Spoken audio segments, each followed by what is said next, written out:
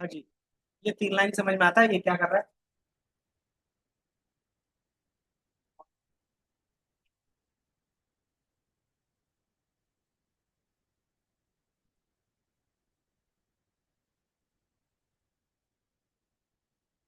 बताओ। ये तीन लाइन समझ में आ रहा था आशुतोष? और ये तीन लाइन फाइल की थी वो। किसके थ्रू से लोड कर रहे हैं? तो पिकल लाइब्रेरी के थ्रू कर रहे हैं। ठीक है। पिकल डॉट लोड लिखा है और ओपन किया है, और ओपन किसको किया है? तो मॉडल डॉट पिकल। वो कहाँ पे दिखेगा? तो आपको यहाँ पे दिख जाएगा, मॉडल डॉट पिकल है। लोकेशन है। और एक क्या है? हमारे पास एरिया टाइप है। अब ये चीज समझ में आ रहा है इसमें क्या है? बताओ। एक्स का विक्रम, बताओ इसमें क्या है? बता सकते हो? क्यों? तुम ही बताओ। हाँ, ये बताओ इस तीन लाइन में क्या कर रहे हैं? टाइटल।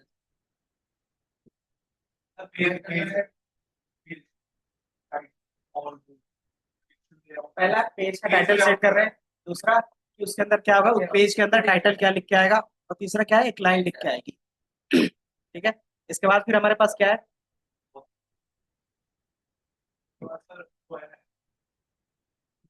कि यूजर के थ्रू हम क्या कर रहे थे, पाइथन में इनपुट फंक्शंस यूज कर रहे थे। इसमें क्या होता है, स्ट्रिंगलेट के अंदर अगर आपको सिलेक्शन बॉक्स यूज करना है तो उसके लिए क्या लिखते हो? Select box.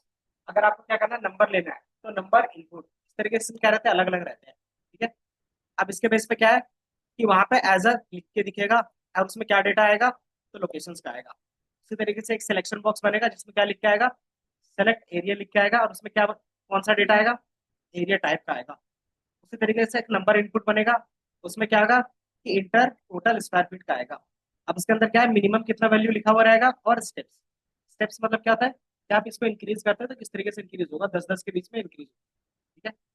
इसी तरीके से हमारे पास क्या है, नंबर ऑफ बाथरूम मिनिमम कितना होगा, और स्टेप्स कैसे इंक्रीज कर सकते हैं। इसी तरीके से सबके लिए है। ठीक है। अब यहाँ पे क्या था, बता सकते हो?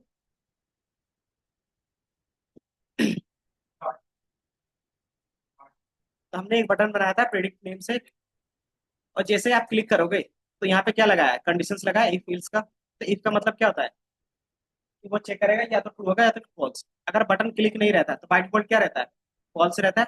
जैसे क्लिक करोगे तो ये ट्रू होगा, ट्रू होगा तो इसके अंदर का जो कोड होगा वो रन होगा। अब इसके अंदर का कोड क्या है, पहला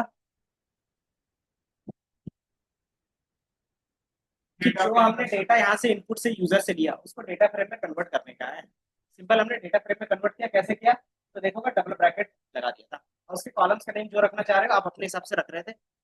देन फिर हमने क्या किया, उसको मॉडल के साथ प्रिडिक्ट किया। प्रिडिक्ट करने के बाद हमने क्या किया, उससे जो इनपुट आएगा आउटपुट आएगा उसको मैंने सिर्फ शो करवाया है as F string. F string क्या होता है, बताओ अमन? एफ स्ट्रिंग क्या होता है? अमन से पूछ रहे हैं। तुम्हें आता है तो तुम बताओ। तुम कमेंट ज्यादा पास कर रहे हो आजकल। पहले खुद देखो तुम्हें कितना आता है, बाकी किसी को कितना आ रहा नहीं आ रहा है। अगर उसको आ रहा नहीं आ रहा तो उसके लिए, अगर तुम्हें नहीं आ रहा है तुम्हें आ रहा है तो वो तुम्हारे लिए है। ठीक है। समझ में आया? तो पहले तुम बताओ तुम्हें कितना आता है। तुम्हें तो यही नहीं पता चलता कभी भी कि बताना क्या होता है। बताओ। मैंने क्वेश्चन क्या रखा था, सबको सुनाई दिया होगा। एप स्ट्रिंग क्या होता है, बताओ? चलो उसको नहीं आता, तुम्हें आता है, तुम बताओ।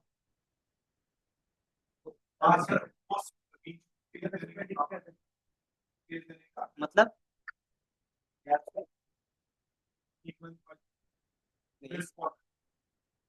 लिस्ट फॉर्मेट में, इसके लिए एप स्ट्रिंग क्यों यूज करेंगे?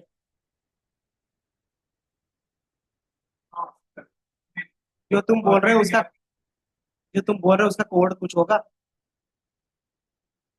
जो तुम बोल रहे हो वो चीज तुम्हें समझ में आ रही है? अगर तुम्हें समझ में आ रही है तो तुम उसका कोड कर सकते हो, तो बताओ कोड करके। तो एप स्ट्रिंग होता है फॉर्मेट स्ट्रिंग। स्ट्रिंग के अंदर अपना वेरिएबल आप यूज कर सकते हो। ठीक है। नहीं वैसा नहीं, जैसे मान लो कि हमारे पास क्या कुछ वेरिएबल्स है, तो अगर आप क्या करते हो नॉर्मली एफ हटा देते हो, तो वो वेरिएबल भी क्या होगा, एज ए स्ट्रिंग ट्रीट होने लगेगा। ठीक है, तो स्ट्रिंग ट्रीट होगा, लेकिन उसको मुझे क्या चाहिए, उसका वैल्यू चाहिए, है ना। वैल्यू चाहिए तो कैसे लाओगे, वेरिएबल का नाम लिख के, है ना।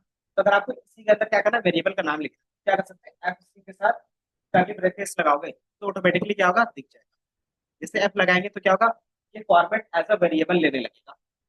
तो ये क्या करेगा, वेरिएबल से हमारा वैल्यू उठाएगा और उसको क्या होगा, चेंज करेगा। तो ये थोड़ा सा आउटपुट जो हमारा रहेगा डायनेमिक होगा, कि जो वहाँ पे वैल्यू में देंगे वही वैल्यू क्या होगा, बार बार आएगा। तो ये चीज रहता है। ठीक है, तो जब इसको रन करना रहता है तो कैसे रन करते थे स्ट्रीमलीट फाइल को, तो सिंपली आप क्या करते थे, स्ट्रीमलीट रन और फाइल का नेम। ठीक है, बस इतना ही रन करोगे तो ये क्या होगा, रन हो जाता था। ठीक है, तो रन होने के बाद क्या होता है, एक यूआरएल मिलता है। यूआरएल क्यों मिलता है, क्योंकि कोई भी वेबसाइट होता है, हर एक वेबसाइट का क्या होता है, यूआरएल होता है ना। तो वही यूआरएल आपको दिखता है। ठीक है, देखोगे तो यूआरएल दिख रहा होगा, दिख रहा है, एक लोकल यूआरएल दिख रहा है, मतलब हमारे पास क्या लोकल होस्ट के, और दूसरा क्या दिख रहा है, नेटवर्क यूआरएल दिख रहा है। नेटवर्क का मतलब क्या हो गया, कि मेरा ये जो सिस्टम है किसी लैपटॉप क्या बोलते हैं उसको, किसी वाईफाई से कनेक्टेड है, और उस वाईफाई का आईपी एड्रेस क्या है, वो जो नीचे वाला है वो दिख रहा है। और जो भी बंदा इस वाईफाई से कनेक्टेड रहेगा वो डायरेक्टली क्या कर सकता है, इस वाले को एक्सेस कर सकता है। ठीक है, अगर ट्राई करना चाहो तो अपने फोन में क्या कर सकते हो, आईटी विधान से कनेक्ट हो जाओ, और नीचे वाला जो आईपी एड्रेस है उसको ब्राउजर में लिखोगे, तो एज इट इज इंटरफेस आपको भी दिखेगा। ठीक है, ट्राई करो, आईपी एड्रेस नीचे वाला, क्योंकि ये हमारा क्या है, अभी लोकली होस्ट है। अगर हाँ, यहाँ से लेके यहाँ तक, या तो फिर डायरेक्टली 129 से लिखोगे तो भी हो जाएगा।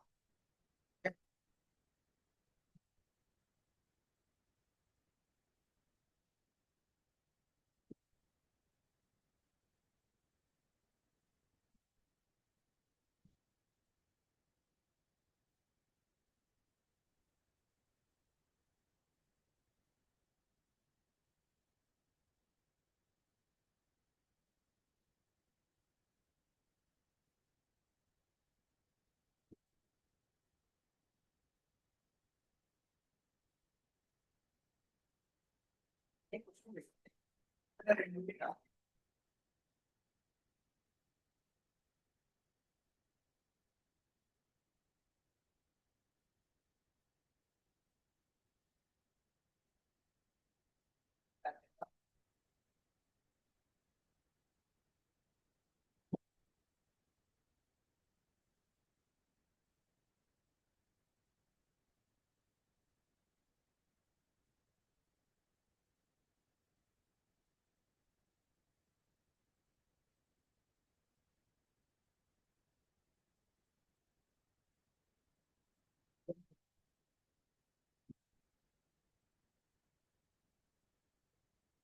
लिखते रहे कोई भी, अच्छे नेटवर्क की वजह से तेरा वाईफाई आईपी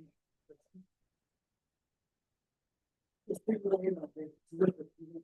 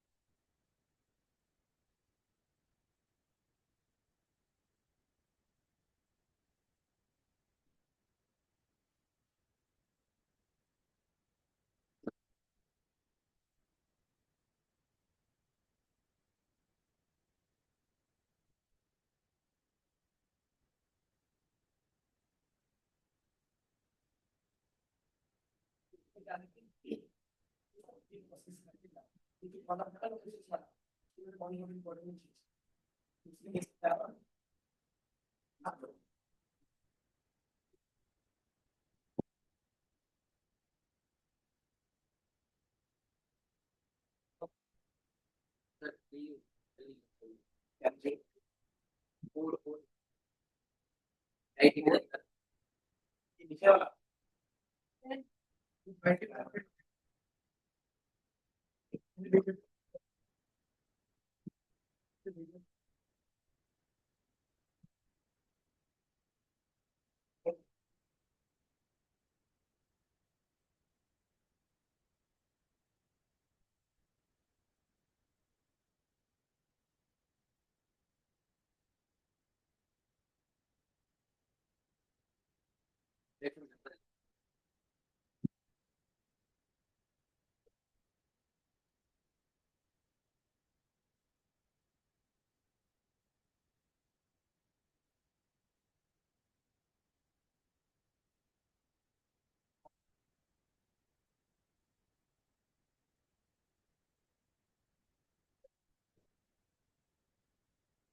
पूरा डालो पोर्ट नंबर के साथ।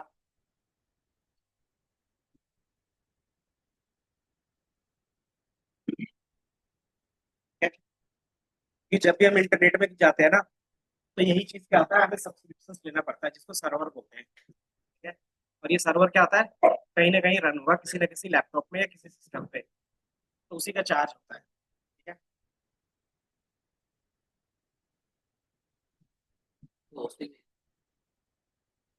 तो वही होस्टिंग के पैसे लगते हैं। ये तो बस दिखाने के लिए था, बाकी सिंपली यूज करना चाहते हो तो यूज कर सकते हो। बाकी जितना भी चीजें होगी तो यहाँ पे रन होता हुआ दिखेगा। अगर मैं यहाँ पे क्या करता हूँ, बैकएंड में देखूंगा।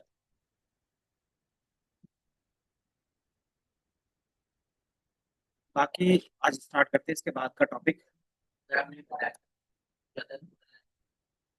एक जगह पे तो रख दिया है। ठीक है। एक जगह पे तो रख दिया है। खुद से भी पढ़ना होता है थोड़ा सा, क्योंकि इतना स्लो नहीं चलेगा ना एक चीज को बार बार बताना। बड़ा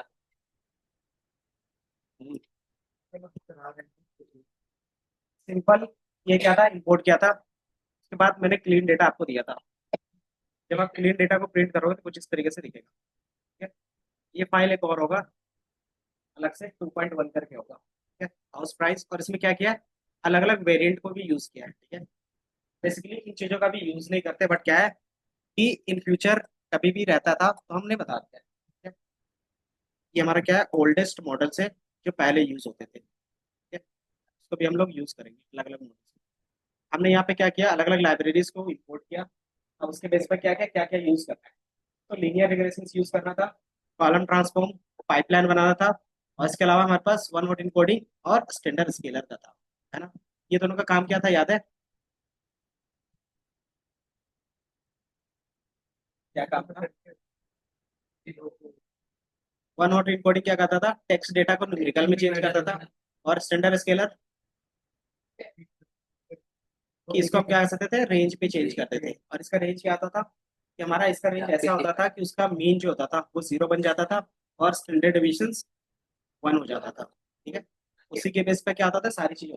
फिर हमने क्या किया था, कॉलम ट्रांसफॉर्म किया था। कॉलम ट्रांसफॉर्म का सिंपल सिंपल मीनिंग क्या होता है, बताओ? कि हमारे पास एक लोकेशन कॉलम था, उसमें क्या था, सारा टेक्स्ट डेटा था, इसको किस में कन्वर्ट करना था, नंबर में करना था। तो नंबर में कैसे कन्वर्ट करेंगे, तो वन हॉट इनकोडिंग यूज करेंगे। तो वही चीज यहाँ पे एक लाइन पे हमने किया है। ठीक है।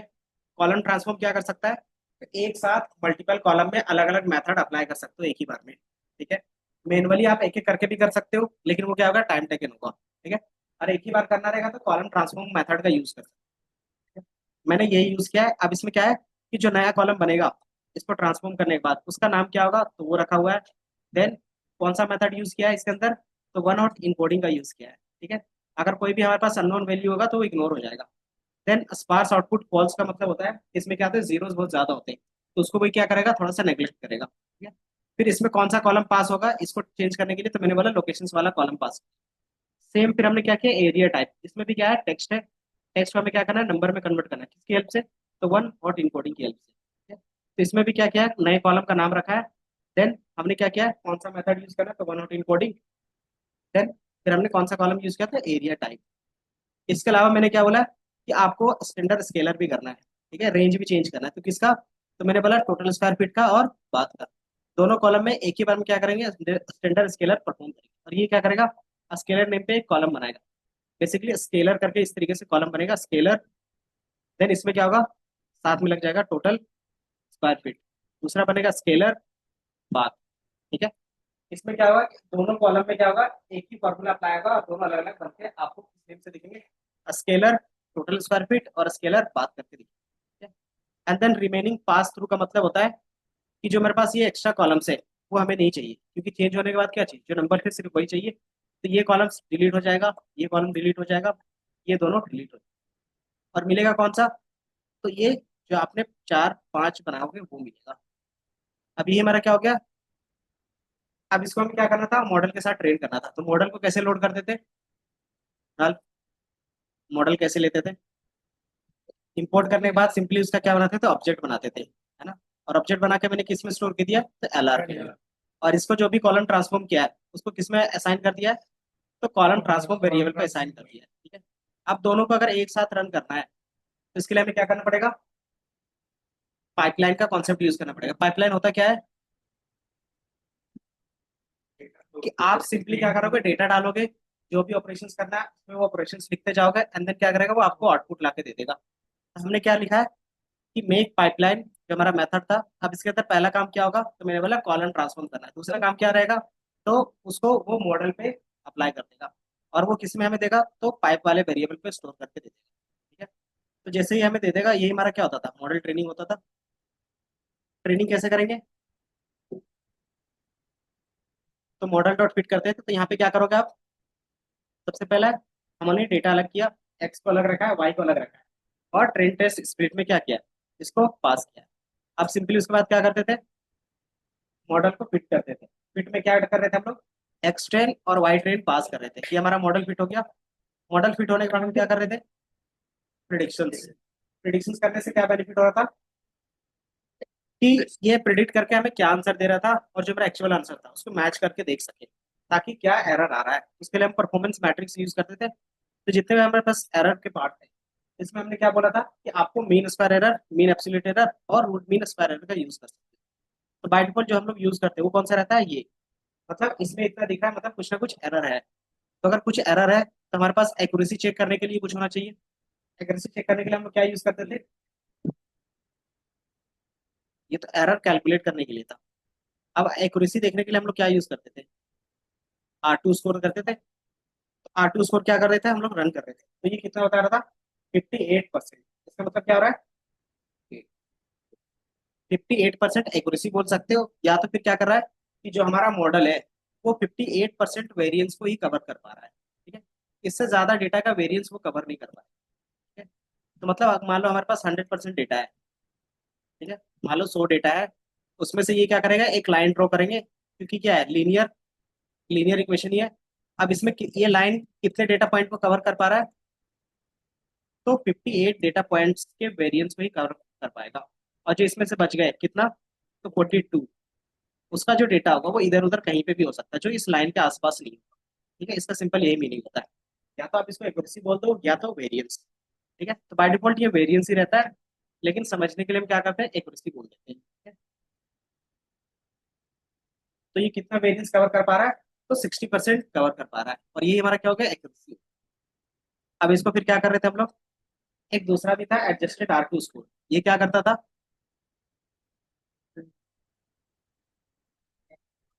कि अगर आपने क्या किया कि मान लो 3 कॉलम के बेस में प्रिडिक्शंस किया, तो उसका एक्यूरेसी कुछ और आ रहा है। अगर इसमें 10 कॉलम ऐड करेंगे तो क्या होगा, एक्यूरेसी ऑटोमेटिकली इंक्रीज होगा, चाहे वो कॉलम इंपॉर्टेंट हो या ना हो। तो इससे क्या होगा, रियल में जो उसका यूज केस रहेगा वो फेल हो जाएगा, है ना। तो वो सब भी हम लोग नहीं चाहेंगे। तो इसमें फिर हम क्या करते हैं कि उसको क्या करते हैं, अगर नंबर ऑफ फीचर्स इंक्रीज होता जाएगा तो उसको कुछ ना कुछ पेनल्टी मिलेगी। और जिससे क्या होगा कि उसका जो एक्यूरेसी रहेगा वो क्या होगा, अगर इंक्रीज भी होगा तो बहुत कम ही इंक्रीज होगा। ठीक है, तो इसके लिए हम क्या करते थे, एडजस्टेड R2 स्कोर का यूज करते थे। ठीक है, इसका सिंपल फॉर्मूला होता था क्या चीज, 1 - R2 score divided by sample -K minus, ये रहता। ठीक है, इसमें क्या होता था कि नंबर ऑफ सैंपल बढ़ते जाएंगे तो क्या होगा, नंबर ऑफ फीचर्स अगर बढ़ेंगे तो क्या होगा, नीचे की वैल्यू बढ़ेगी। अगर नीचे की वैल्यू बढ़ेगी तो ऑटोमेटिकली क्या होगा, ये कम होगा। तो R2 स्कोर क्या आता है, ऑटोमेटिकली फिर कम होने लगता है। अगर के की वैल्यू कम होगी, इसकी वैल्यू क्या होगी, ऑटोमेटिकली कम होगी, ज्यादा होगी, ये कम होगी, कम होगी। अगर कम होगी तो automatically R2, adjusted R2 score का कम होगा। ठीक है? तो ये क्या करता है कि नंबर ऑफ कॉलम्स पे ज्यादातर डिपेंड रहता है। देन मैंने बताया था इन दोनों में डिफरेंस कितना आ रहा है, तो देखोगे एग्जैक्ट सेम आ रहा है। 5865 है और यहाँ पे क्या है, 5867 है ना, मतलब थोड़ा सा डिफरेंस है तो इतना चल सकता है। अगर इसमें ज्यादा डिफरेंस रहेगा, इसका मीनिंग क्या रहेगा कि मान लो एक जगह पे 50 या 60 रहता है और एक जगह पे क्या रहता है, 40 रहता है, तो उसका क्या मीनिंग रहता है फिर, कि मान लो इसमें क्या है, 60 है और इसमें 40 आ जाता, तो क्या होता मीनिंग, हाँ, कि हमने जो जो एक्स्ट्रा कॉलम ऐड करेंगे उस कॉलम का कोई भी कंट्रीब्यूशन नहीं है हमारे प्रिडिक्शंस के लिए। ठीक है, तो उसको ऐड करने से हमें कोई बेनिफिट नहीं होगा। ठीक है, देन अगर आपका मॉडल परफेक्ट काम कर रहा है तो फिर क्या करते थे, तो इसको सेव करते थे किसके थ्रू, तो पिकल के थ्रू। ठीक है, तो पिकल में हमारे पास क्या होता था, डंप मेथड होता था। डंप का मतलब क्या होता है कि इसको सेव कर रहे हो, जैसे आप इसको रन करते थे तो ये क्या होता था, सेव हो जाता था। सेव करने के बाद हम क्या कर सकते थे, दोबारा लोड करके यूज कर सकते। बट मशीन लर्निंग में एक कंडीशन याद रखना होता है, क्या चीज, कि जिस डेटा पे ट्रेंड हुआ है उसी टाइप का डेटा क्या होगा, उसको चाहिए होगा प्रिडिक्शन के टाइम में। प्रिडिक्शन मतलब इसमें आप यूज करोगे, है ना। तो हमारे पास क्या था, लोकेशंस फिक्स थे, कि मैंने जो लोकेशंस यूज किया था वो कहाँ था, बैंगलोर का था। तो जब भी यूजर इनपुट डालेगा तो सिर्फ कहाँ का होना चाहिए, बैंगलोर साइड का होना चाहिए। कहीं दूसरी जगह का डालेगा तो क्या होगा, चलेगा बट क्या होगा, वो जो एक्यूरेसी देगा वो गलत होगा। ठीक है, मान लो मैंने दिल्ली डाल दिया तो वो रन होगा, बट क्या होगा कि वो गलत आंसर प्रिडिक्ट करके देगा, क्योंकि जो मेरा डेटा ट्रेंड है वो मैंने किसके हिसाब से, कौन सी प्रॉपर्टी के हिसाब से किया है, बैंगलोर का। तो उसका प्राइसिंग अलग होगा, दिल्ली का प्राइसिंग अलग होगा, है ना। तो उससे क्या होगा, वो गलत बता सकता है, आंसर करेगा बट क्या रहेगा, वो गलत रहेगा, जैसे चैट जीपीटी करता है। ठीक है, क्योंकि जिस डेटा पे ट्रेंड है उसी पे काम चलता है ना। फिर आप क्या करते हो, इसी तरीके से एरिया टाइप के लिए भी क्या करते हो, इसमें जो यूनिक डेटा है उसको स्टोर करके रख लेते हो, ताकि क्या हो, इसी टाइप का हम लोग क्या करें, डील कर रहे हैं एरिया पे। देन अगर दोबारा कहीं पे यूज करना रहेगा तो क्या करोगे, तो दोबारा आप क्या करते हो, मॉडल सिर्फ लोड करते हो, इससे पहले का जितना भी कोड होता है वो रन करने की जरूरत नहीं पड़ती। ठीक है, तो मॉडल आपका सेव होता है, उसको क्या करते हो, लोड करते हो, एंड देन क्या करते हो, एक नॉर्मली यूजर इंटरफेस बनाते हो, है ना। पाइथन में कुछ इंटरफेस इस तरीके से बनता है हमारा नॉर्मल सा, इनपुट दोगे, देन क्या करेगा, वो डेटा फ्रेम में कन्वर्ट करके प्रिडिक्शन कर देगा। तो ये एक सिंपल क्या था, हमारे पास प्रिडिक्शन सिस्टम था, है ना। और यही चीज को मैंने क्या किया था, स्ट्रिंगलेट में कन्वर्ट किया था, जो कुछ इस तरीके से दिख रहा था। ठीक है, यहाँ से क्या करोगे, एरिया सेलेक्ट करोगे, एरिया कोई भी सिलेक्ट कर सकते हो। देन यहाँ पे क्या करोगे, सुपर बिल्ट एरिया, तो जो भी रहेगा, एंड देन स्क्वायर फीट, ये सारी चीजें। देन आप प्रिडिक्शंस पे क्लिक, जैसे क्लिक करोगे तो ये क्या होगा, ऑटोमेटिकली आपको लाके दे देगा। ठीक है, तो यही सिस्टम यहाँ पे क्या है, एज अ यूजर इंटरफेस है ना। तो ये क्या था, हमारे पास एक प्रॉपर कोड था। यहाँ तक समझ में आया था। दोबारा जो हम लोग ने पूरा किया था इसको मैंने रिफाइन करके एक अलग बना के रख दिया है। ठीक है, इसके बेस पे आप सिर्फ यही चीजें रन करोगे तो ऑटोमेटिकली क्या होगा, आपके पास। अब इसमें क्या होगा, इसके अलग अलग वेरिएंट भी होंगे। लीनियर रिग्रेशंस के क्या होते हैं, अलग अलग वेरिएंट होते हैं, प्लस इससे पहले भी कुछ मॉडल्स यूज हो रहे थे जो आप देख सकते हैं। अभी मार्केट में ये सारा चीज यूज नहीं होता, बट क्या है कि ये कॉन्सेप्ट है तो हमें पढ़ना है। ठीक है, इसके अलावा हमारे पास क्या क्या चीजें होंगी, मिल जाएगा। इसमें कुछ टॉपिक्स रहेगा जो हमें पढ़ना पड़ेगा। ठीक है, पहला होता है एजम्पशंस। एजम्पशंस मतलब क्या होता है,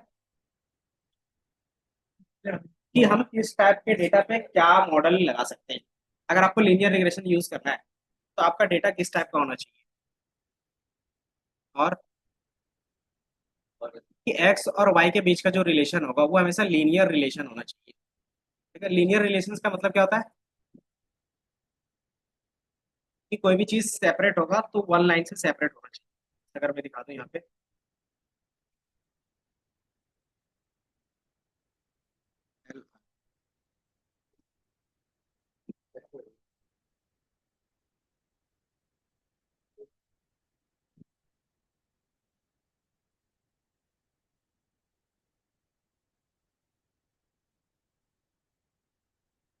लीनियर इमेज पे बेस पे ही दिखा देते हैं।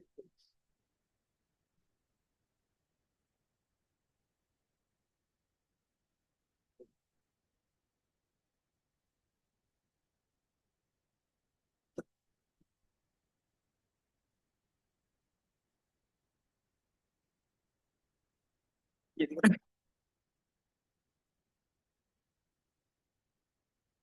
ये दिख रहा है।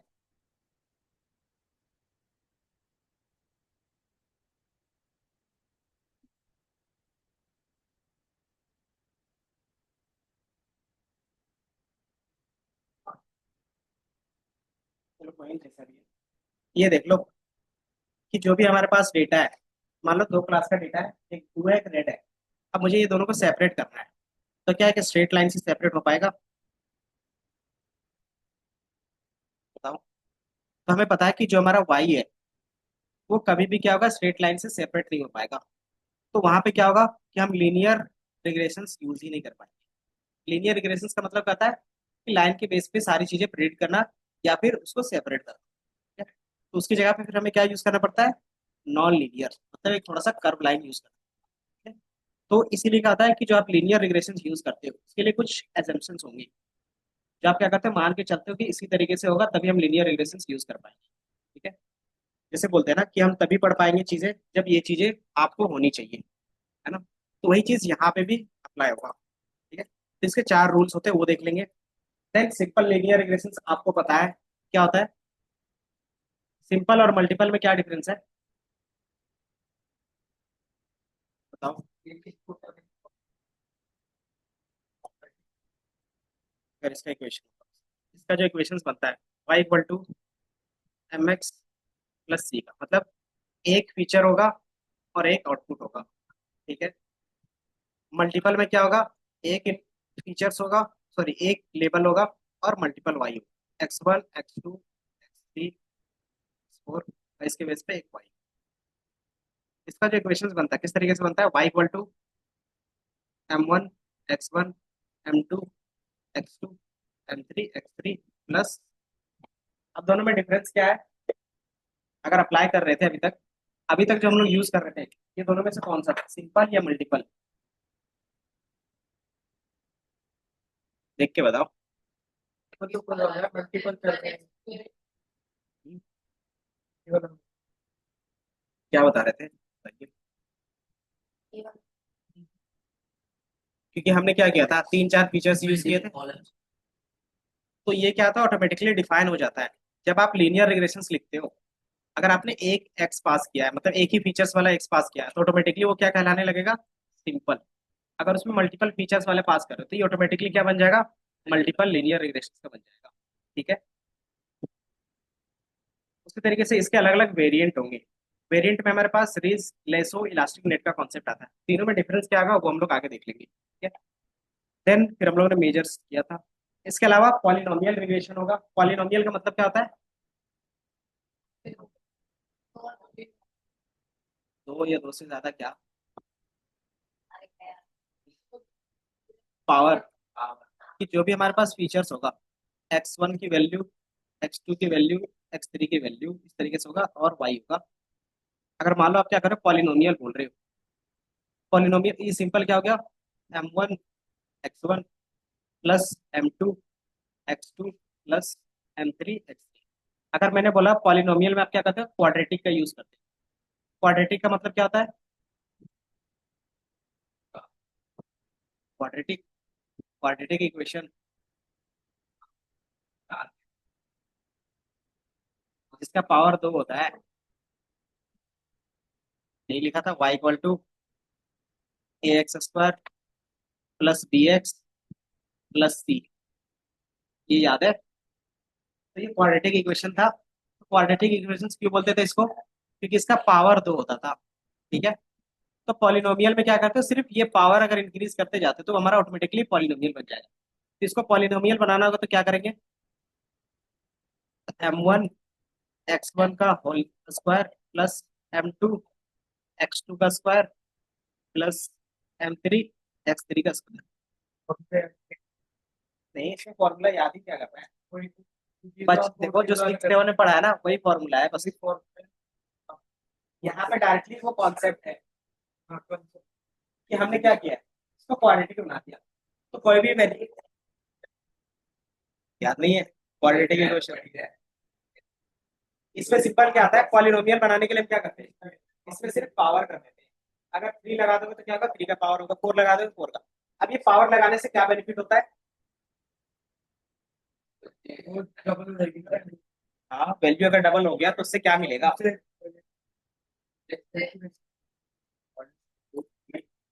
ये एक्स बन गया, ये वाई बन गया, और एक और ये अभी बताया था, वाई एक्स वाई स्क्वायर क्या होगा, 1 का 1 का 4 का 9 4 का 6 तरीके से और बनाते हैं। ये एक्स है और ये वाई है, और वाई हम जो बना रहे हैं एक्स का क्यूब रहेगा, 1 का 1 होगा, ऊपर कितना होगा 8 और 3 का 27 और 4 का 2, ठीक है। अब ये जो हमने बनाया इसका क्या कर सकते हैं, लाइन ड्रॉ कर सकते हैं।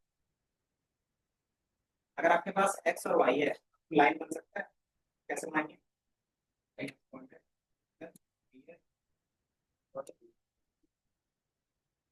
क्या होगा, इसका 1 और इसका 1 यहाँ पे मिलता है, इसका 2 इसका 2 यहाँ इसका 3 इसका 3 देखोगे तो स्ट्रेट लाइन सेंटर से बन जाएगी। इस तरीके से इसका भी इक्वेशन, इसका भी ड्रॉ कर सकते हैं लाइन, कैसे मिलेगा 1 क्या होगा, डेटा ज्यादा होगा 16 तक जा रहे हैं तो फिर 2 को ले लेते हैं।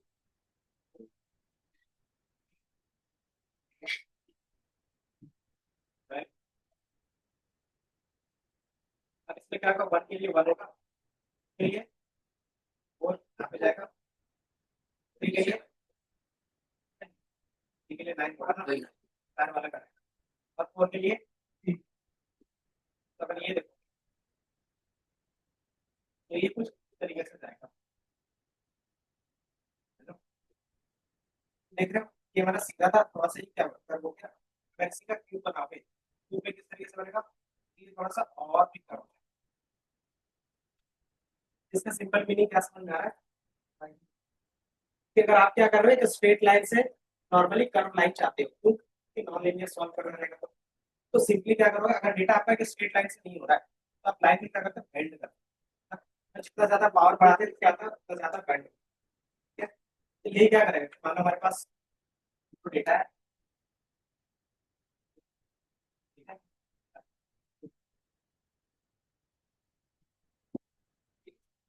अब ये क्या होगा, एक स्ट्रेट लाइन से सेपरेट नहीं हुआ, तो हम क्या करेंगे, इस स्ट्रेट लाइन को थोड़ा सा बेंड करें, तो ये क्या होगा, इसको सेपरेट कर, तो ये क्या करें हम लोग, सिर्फ पावर बढ़ा दोगे तो डेटा चेंज होगा, डेटा चेंज होगा तो ऑटोमेटिकली क्या होगा, उससे बना इक्वेशन। वो कैसे करते हैं, उसको बोलते हैं पॉलिनोमियल इक्वेशन, ठीक है। इसमें सिर्फ आप पावर ऐड करते हो और कुछ नहीं, इक्वेशन सेम होगा, सिर्फ पावर क्या करोगे डिफरेंट। इसके अलावा हमारे पास आता है वायरलेस, वायरलेस का फुल फॉर्म क्या था, ऑर्डिनरी लीस्ट स्क्वायर, ठीक है। इसमें जो यूज होता था, एक इक्वेशन बताया था मीन स्क्वायर एरर का, ठीक है, वायरलेस ऑर्डिनरी लीस्ट,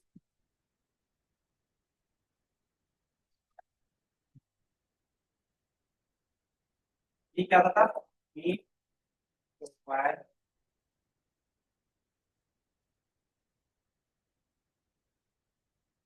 अभी दोनों में सिमिलरिटी क्या है वो हम लोग देखेंगे। इक्वेशन क्या होता था,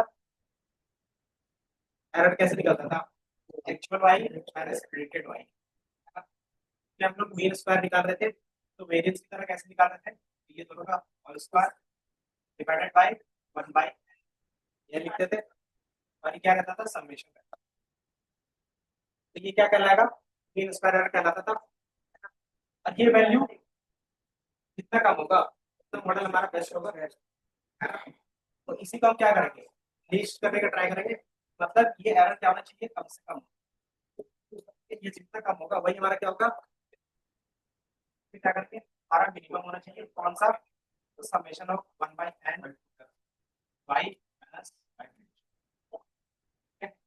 तो जब हम ये वैल्यू सिर्फ मिनिमम चाहते हैं तो वही चीज क्या कहलाएगा, ऑर्डिनरी लीस्ट स्क्वायर। तो ये क्या रहता है, मीन स्क्वायर रहता है बाय डिफॉल्ट। तो ये है, तो मुझे क्या करना है, इसको मिनिमम करना रहता है। तो आप क्या कर सकते हैं, लूप के थ्रू इसको मिनिमम कर सकते हैं। ये हमारा क्या था, एरर होता था। अब इस एरर को मिनिमम करना रहेगा। मिनिमम यहाँ पे हमने लिख दिया। और ये क्या रहता है, यही कहलाता है ऑर्डिनरी लीस्ट स्क्वायर। जो अभी आप स्क्वायर कर रहे हो वो कम से कम होना चाहिए। ठीक है, तो ये हमारा क्या होगा, ऑयलर स्क्वायर। ठीक है, देन इसके अलावा आप क्या कर सकते हो, अलग अलग मेथड होगा। तो आगे जाकर बोलते हैं ग्रेडियंट। ग्रेडियंट का मतलब क्या होता था, टू से डिवाइड करते हैं। तो डिवाइड नहीं, ग्रेडियंट को से क्यों डिवाइड करें। ग्रेडियंट का मतलब होता है कि आपके पास क्या होगा, दोनों चीजें होंगी डिफरेंट डिफरेंट। हाँ, आप सिंपली क्या करते हो कि आपके पास कुछ भी अगर आएगा उसको या तो कम करोगे या तो उसको अलग डायरेक्शन में ट्राई करोगे। तो उसको मिनिमाइज करने के लिए क्या जाते हैं, जो भी वैल्यूज है उसको मिनिमम वाले डायरेक्शन में लेके जाते हैं। ये कैसे पता चलेगा, इधर ही लेके जाना है। इसके लिए हमारे पास क्या होता है, ग्रेडियंट का कॉन्सेप्ट होता है। इसके लिए हम ग्रेडियंट डिसेंट होते हैं। डिसेंट का मतलब क्या होता है कि आप लोअर साइड पे जाना है। ग्रेडियंट मतलब दो वैल्यूज के बीच में, दो वैल्यूज है हमारा, हम बीच में है, हमें किधर जाना है, तो डिसेंट की ओर जाना है। ठीक है, मतलब यहाँ पे ये मिनिमम होगा। तो ये कैसे लाएंगे, इसको लाने के लिए क्या करते हैं, डी बाई डी एक्स।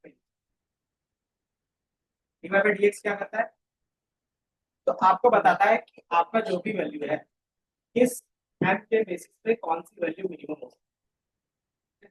तो ये एम के बेसिस पे क्या बताएगा, मिनिमम वाई बताएगा। ठीक है? और वाई हमारा क्या होगा, तो वाई की जगह पे मेरा D error divided by D. हम एम की कौन सी वैल्यू रखेंगे, ये एरर। ठीक है, तो एक बार डिफरेंशिएट करते हैं तो ये हमारा मिनिमम वैल्यू लाते हैं। तो ये डायरेक्टली अगर आपको अप्लाई करना है, कौन सा भी करते हैं, एसडीटी का यूज। इसके अलग अलग वेरिएंट होंगे वो हम लोग आगे भी।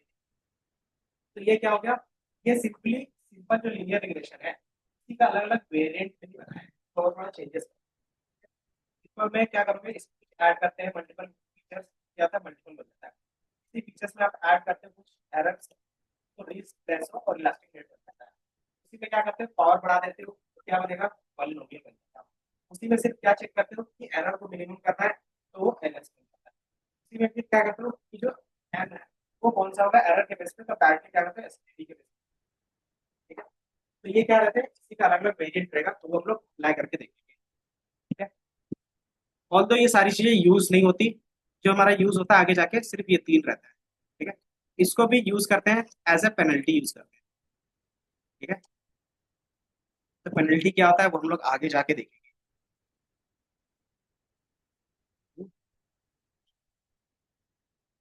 इससे इसीलिए तो थोड़ा सा बता रहे हैं, और इसी के बेस पे कोड में क्या होगा वो दिखा देंगे। ठीक है, एजम्पशंस में हमारे पास ये चार होंगे। ठीक है, तो मैं इसका इमेज के बेस पे ही दिखाता हूँ। ठीक है, एक इमेज यहाँ पे है, ये चार पाँच छह रखा है तो कोई नहीं। पहला हमारे पास क्या है, एजम्पशन के बेस पे लिनियरिटी। इसका मतलब क्या है, वो आप अपने डेटा में मान के चलोगे कि जो हमारा एक्स है और जो वाई है वो लिनियरली क्या है, हो सकता है। लिनियरली आप क्या कर सकते हो, बना सकते हो। ठीक है, तो आपका हमेशा जो ग्राफ दिखेगा इस तरीके से दिखेगा, तो क्या कर सकते हो आप, इसलिए लाइन ड्रॉ कर सकते हो, इसलिए एक लाइन के बेस में पैटर्न दिखा सकते हो। तो ये होना चाहिए एक्स और वाई के बीच। दूसरा हमारा क्या है, होमोजिडासिटी। इसका मतलब क्या हो गया, इक्वल वेरिएंस। इक्वल वेरिएंस का मतलब क्या हो गया, वेरिएंस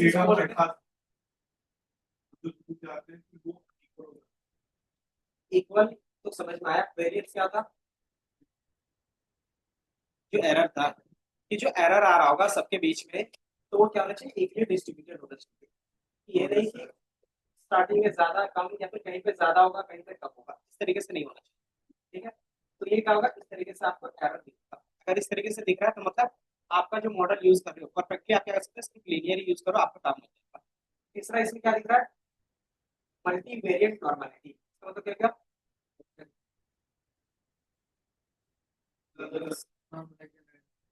ये एरर वाले को अलग रखते हैं। ये डेटा का दिखाया है कि हर एक डेटा का वाई के बेस पे क्या वेरिएंस होगा, यहाँ पे क्या दिखाया, एरर के बेस पे क्या होगा। एरर में भी क्या होता है, सेम होता है कि आपका नॉर्मली होगा। और ये क्या होगा, कुछ इस तरीके से, अगर अलग तरीके से है तो क्या होगा, वो बता। और इसमें अगर देखोगे, ये नॉर्मली डेटा के बारे में बता रहा है, और उस डेटा को हम क्या कर रहे हैं, प्लॉट कर रहे हैं हिस्टोग्राम। जब हिस्टोग्राम में प्लॉट करोगे तो उसका जो डिस्ट्रीब्यूशन होगा वो कैसा दिखना चाहिए, वो नॉर्मली डिस्ट्रीब्यूटेड। अगर वो नॉर्मली डिस्ट्रीब्यूटेड नहीं दिखेगा तो इसका मतलब क्या है, हम उसमें नॉर्मल डिस्ट्रीब्यूशन करेंगे, लीनियर रिग्रेशंस नहीं अप्लाई करेंगे। अगर वो नॉर्मल डिस्ट्रीब्यूशन दिख रहा है तो आप अप्लाई कर सकते हो, अगर नहीं दिख रहा है तो नहीं कर सकते। इसी तरीके से क्या है, इंडिपेंडेंस। इंडिपेंडेंस का मतलब क्या हो गया, अपने आप कि हमारे पास क्या थे, x1 था, x2, x3, x4 था, है ना। अगर मैंने x को चेंज किया है तो ये भी ऑटोमेटिकली चेंज हो जाएगा, ये भी हो जाएगा। इसका मतलब क्या है, उनमें डिपेंडेंसी है ना। मतलब जो भी हमारे पास फीचर्स, इन फीचर्स में क्या होना चाहिए, कोई भी डिपेंडेंसी नहीं है। अगर मान लो x1 में कुछ भी चेंजेस हो रहा है तो उसका रिफ्लेक्शन x2 पे नहीं होना चाहिए, ठीक है। उसका रिफ्लेक्शन x3 में कुछ भी नहीं होना चाहिए। उसी चीज को बोलते हैं इंडिपेंडेंस, ठीक है। कि जितना भी ऑब्जर्वेशन होगा, ऑब्जर्वेशन मतलब जो भी हमारे पास डेटा होगा, आपस में क्या होना चाहिए, नो ऑटो कोरिलेशन। अब इसको चेक कैसे करते होगे, तो मल्टीपोलैरिटी के लिए, मल्टीपोलैरिटी का मतलब क्या होता था, याद है,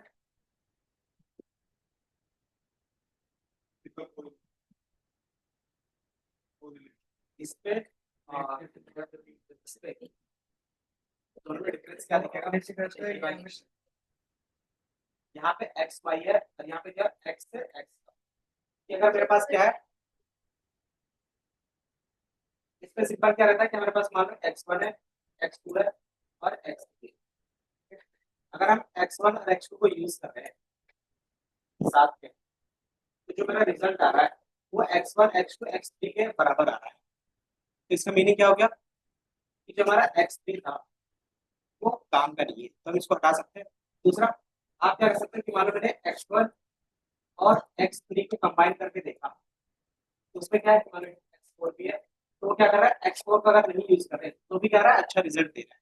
तो हम क्या करेंगे, इन दोनों को आपस में कंबाइन करके नया फीचर्स बनाएंगे, और जो x4 था वो हटा देंगे। तो ये क्या करता है, मल्टीपोलैरिटी की बेस पे है। और ये क्या होना चाहिए, कम से कम होना चाहिए। तो यहाँ पे क्या हुआ, लेक ऑफ मल्टीपोलैरिटी, जितना कम रहेगा उतना बेटर रहेगा। इसको कैसे हटाते थे, देखो बीआई का था, बीआई। तो इसके थ्रू क्या होगा, आप क्या कर सकते हो, मल्टीपोलैरिटी का स्कोर देख सकते हो, और जिसमें जिसका ज्यादा होगा, बीआई वेरिएंस इन फैक्टर, तो जिसका वेरिएंस ज्यादा होगा उसको क्या करेंगे, हम लोग हटा देंगे। फिर देखेंगे किसका कम आया, फिर उसके बेस पे क्या करते हैं, हटाते जाते हैं। कितना हटाते हैं, तो ऑन एन एवरेज 40 से कम रहता है उसको रख सकते हैं और बाकी को हटा सकते हो। अगर सबको हटा देंगे तो क्या होगा, नंबर ऑफ कॉलम्स कम हो जाएंगे, और नंबर ऑफ कॉलम्स कम रहेगा तो एक्यूरेसी ऑटोमेटिकली डाउन भी हो जाती है। तीसरा हमारे पास क्या रहेगा, एब्सेंस ऑफ इंडोजेनिटी। ये बेसिकली यही चीज है, ठीक है, इन्होंने डबल दे दिया है। इसमें क्या होना चाहिए, कोई भी नो कोरिलेशन बिटवीन प्रेडिक्टर और,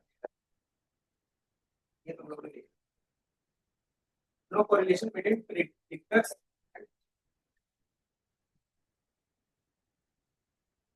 तो बेसिकली 5 रहता है जो आपको याद रखना है। अब बेसिकली 5 ही रहता है, ज्यादातर सब जगह पे 5 दिखता है। हमारे पास क्या है, एरर और प्रिडिक्टर के बेस पे जो भी हमारा प्रिडिक्टर है उसका जो आंसर आ रहा है, और जो एरर में है उसमें कोई रिलेशन है या नहीं है। इसलिए क्या बोला कि एरर कुछ दोनों में कोई भी रिलेशन नहीं होना चाहिए। तो ये क्या हो गया, इसका एजम्पशन। एजम्पशन हमें क्या होता है, देखना होता है।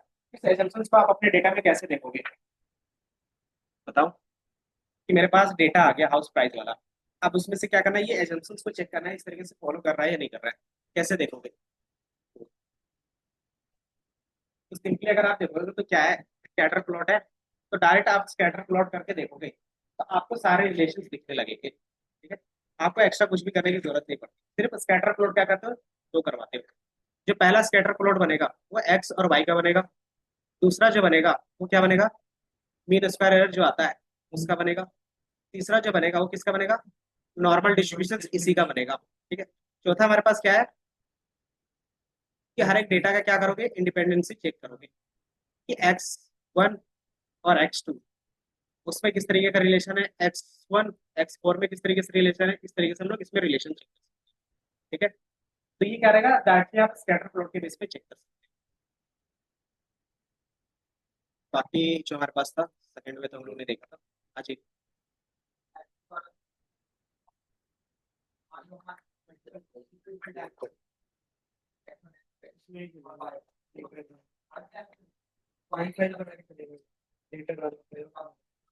और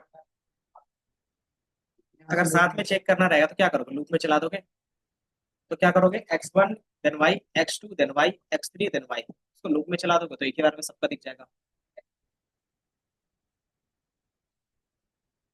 x1 और x2 के बीच में दिख रहे हैं तो वो हमारा क्या कहलाता है, मल्टीपोलैरिटी का दिखता था। और तीसरा हमारे पास सबसे बेस्ट ऑप्शन रहता था कौन सा, कोरिलेशंस, हीट मैप। उसमें आपको डायरेक्टली पता चल जाता था कि x और y में कौन कितना बढ़िया रिलेशन बना। तो डायरेक्टली क्या करते हो आप, हीट मैप ही यूज करते हैं। तो ज्यादातर हम लोग हीट मैप ही यूज करते हैं। एक हीट मैप रहता है और एक डिस्क प्लॉट रहता है, या फिर बोल सकते हैं पेयर प्लॉट। पेयर प्लॉट क्या करता है कि एक ही बार में सबका कॉम्बिनेशन से बेस पे क्या करेगा, स्कैटर प्लॉट बना के दे देगा। तो दोनों में क्या कर सकते हैं, दो ही ग्राफ में सारा चीज चेक कर सकते हैं। बाकी मैंने बताया था simple linear regression y equal to mx plus c का रहता है, multiple m1 m2 x2 x3 का रहेगा।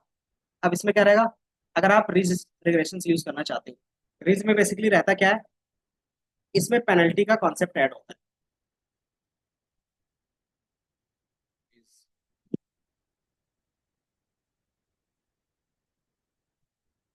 रिज रिग्रेशन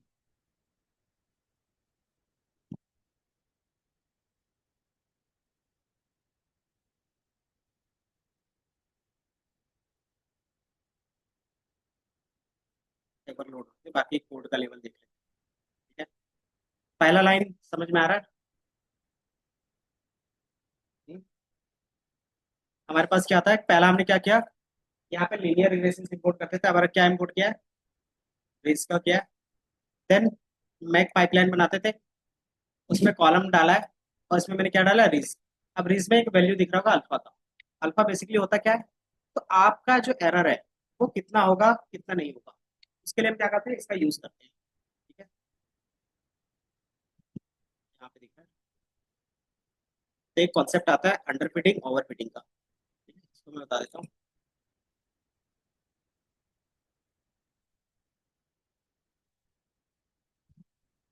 बता सकते हैं अंडर फिटिंग और ओवर फिटिंग का कॉन्सेप्ट क्या होता है, किसी को पता है, अंडर फिट ओवर फिट का मीनिंग। बाकी फिर इनको अभी बताएंगे, लगा था बाद में बताएंगे। क्या हो सकता है कि मान लो जो मैंने मॉडल बनाया, ठीक है? मान लो मैंने अभी जो मॉडल बनाया था कितनी इनकम आ रही थी, 60 आ रही थी, 60 आ रहा था। अब क्या हम इसको मार्केट में डायरेक्टली यूज कर सकते हैं, क्यों, एक्यूरेसी नहीं है, मतलब ये जो हमारा मॉडल है वो सही से फिट नहीं हो पाया, मतलब ये अभी क्या है, अंडर फिट। कि ना ही वो ट्रेनिंग में सही से कर पाएगा, नहीं आगे जाके अगर कहीं पे अप्लाई करोगे तो वहां पे भी मतलब टेस्टिंग में भी ये सही से नहीं बता पाएगा, क्यों, क्योंकि ट्रेनिंग में ही इसका क्या है, रिजल्ट सही नहीं है। ओवरफिट का मतलब क्या हो गया,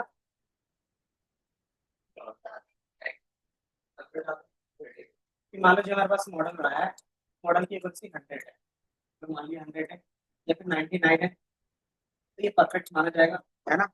लेकिन जब हम रियल वर्ल्ड में यूज करेंगे तो वहां पे भी जो एफिशिएंसी है ये मेंटेन होना चाहिए, है ना। तो हमने क्या किया, प्रिडिक्शन के लिए डेटा डाला, वो भी प्रिडिक्ट करके उसका भी आंसर क्या होना चाहिए, 99% सही होना चाहिए, है ना। अगर मान लो यहाँ पे 99 है, लेकिन जैसे हम प्रिडिक्शन के लिए लेके जा रहे हैं वहाँ पे क्या हो रहा है, 70 80 इतना ही बता रहा है। इसका मतलब क्या है कि जो आप बता रहे थे, ट्रेनिंग दे रहे थे, उस समय आपने पूछ के देखा तो वो सही सही बता रहा था, लेकिन जब क्या हुआ रियल पेपर पे उन्होंने चेक किया तो इधर से घट गई। इसका मतलब क्या था कि ट्रेनिंग के टाइम में वो ओवरफिट हो गया, मतलब जो जो उसको सिखाएगा सिर्फ उसने वही सीखा, अगर थोड़ा सा भी ट्वीट करेंगे तो वो कुछ नहीं बता पा रहा, ये फिर बता भी पा रहा है तो एक्यूरेसी क्या है, डाउन हो जा रही है ना।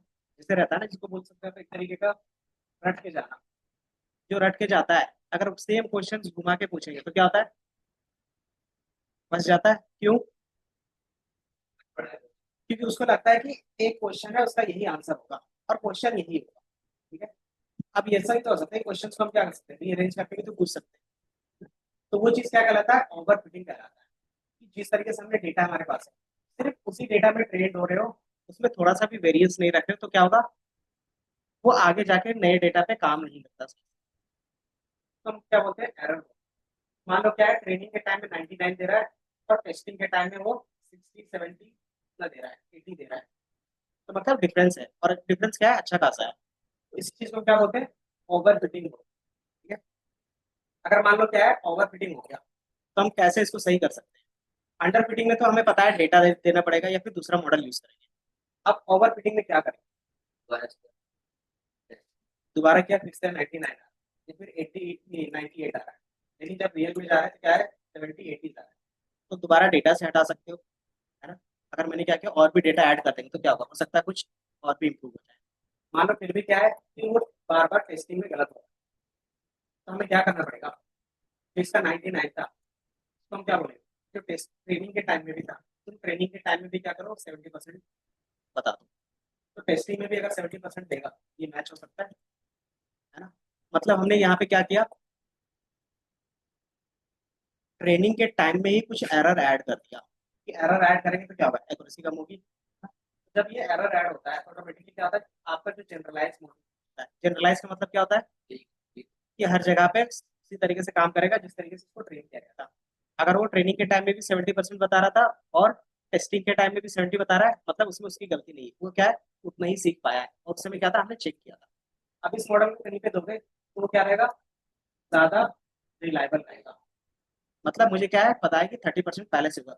अगर मैंने 90 और 70 वाला लेता तो इसमें क्या प्रॉब्लम आती, कि मान लो आप मार्केट में जा रहे हो, आपने बोला 90% की एक्यूरेसी देता है ना, कैसे, तो आपने बता दिया कि ट्रेनिंग हमने किया था, उससे भी पूछा था तो इस तरीके से दिखा था, है? अब उसमें क्या कर रहे हो आप, जैसे अप्लाई कर रहे हो 70% बता रहा है, तो आपका क्या डाउन होगा, ऑथेंटिसिटी डाउन होगा। कि आपने बोला 90 लेकिन 70 ही दे रहा है। लेकिन अगर मैं बोलूंगा कि 70% एक्यूरेसी है और अभी भी 70 दे रहा है, इसका मतलब क्या है, कि मैं अपने डेटा पे ऑथेंटिकेटेड हूँ, जितना भी आ रहा है ना। तो ये चीज क्या होता है, रिलायबिलिटी के लिए होता है। ठीक है। कि हम ये नहीं कि इसको 100% दें। इसीलिए अगर आपने देखा होगा, बहुत सारे शार्क टैंक में भी आया था 2 3, इसमें क्या रहता है, सबसे पहले वो यही एक्यूरेसी के बारे में पूछता है ना। लेंस कार्ड का अगर देखोगे कोई चीज, उसमें क्या था कि उनका जो एआई का मॉडल के बेस पे था, एक आया था पिच करने के लिए, सिंपली क्या था, ये एक्यूरेसी चेक कर रहा था कि आपने जो एक्यूरेसी बताया है, वो मैं मार्केट में क्या करूंगा, टेस्ट करवाऊंगा पहले। उसके बाद क्या होगा कि आपके प्रोडक्ट में इन्वेस्ट। ठीक है। इसके बेसिस पे क्या होता है, उसने जो बताया है वो अपने अकॉर्डिंग बता रहा होगा, है ना। अब इसको क्या करेंगे, रियल वर्ल्ड डेटा सेट के साथ ट्रेन करके या फिर टेस्ट करके देखेंगे, वहां पे भी अगर सेम एक्यूरेसी आ रहा है, तो मैं क्या करूंगा, इस प्रोडक्ट में इन्वेस्ट। क्यों? क्योंकि आपकी एक्यूरेसी सही है और इसके बेस में क्या होता है, सारे काम फास्ट हो जाते हैं। ठीक है। तो इसकी बेस पे क्या रहता है, ओवरफिट हम रिड्यूस करते हैं। ओवरफिट कैसे रिड्यूस करेंगे, तो मैंने बताया, आप सिंपली क्या करोगे, उसका जो एक्यूरेसी होगा इसको कम करते हैं। एक्यूरेसी कैसे कम होगा, तो इसमें कुछ एरर को ऐड करें। अब एरर कैसे ऐड करेंगे, एरर कैसे कैलकुलेट होता था, एरर कैसे कैलकुलेट होता था, मीन स्क्वायर एरर से होता था। ठीक है? अगर मान लो मेरा मॉडल क्या है, 100% होता है, मीन स्क्वायर एरर कितना आएगा, 0 आना चाहिए। इसका फॉर्मूला क्या होता है मीन स्क्वायर एरर का, बताया था, इसका फॉर्मूला है actual y plus predicted y का होल स्क्वायर, ये रहता है मीन स्क्वायर का, है ना। अगर ये क्या है, 0 है, तो मतलब क्या है, 100% एक्यूरेसी। अब इसमें मुझे एरर ऐड करना है, जैसे एरर ऐड करो ठीक है, क्या डाउन होगा। अब इसमें एरर कैसे ऐड कर सकते हैं, सिंपली प्लस और एक्स्ट्रा एरर इस तरीके से ऐड कर सकते हैं, ऐड नहीं ऐड कर सकते। ये हमारे पास क्या हो गया, प्लस करके एक्स्ट्रा एरर हमने ऐड कर दिया। नॉर्मली इसी तरीके से करते हैं, कुछ भी ऐड करना रहेगा तो, है ना। तो यहाँ पे जो मैंने एरर ऐड किया, यही चीज क्या रहता है, ओवर फिटिंग को कम करता है। ठीक है। अब ये एरर क्या, हम मैनुअली कुछ भी डाल सकते हैं, इस एरर का क्या होगा, कुछ ना कुछ कॉन्सेप्ट होगा। ठीक है। अब इसमें जो कॉन्सेप्ट होता है, इसी में जो कॉन्सेप्ट लगता है, उसी को बोलते हैं रिस्क, लेसो और इलास्टिक। ठीक है।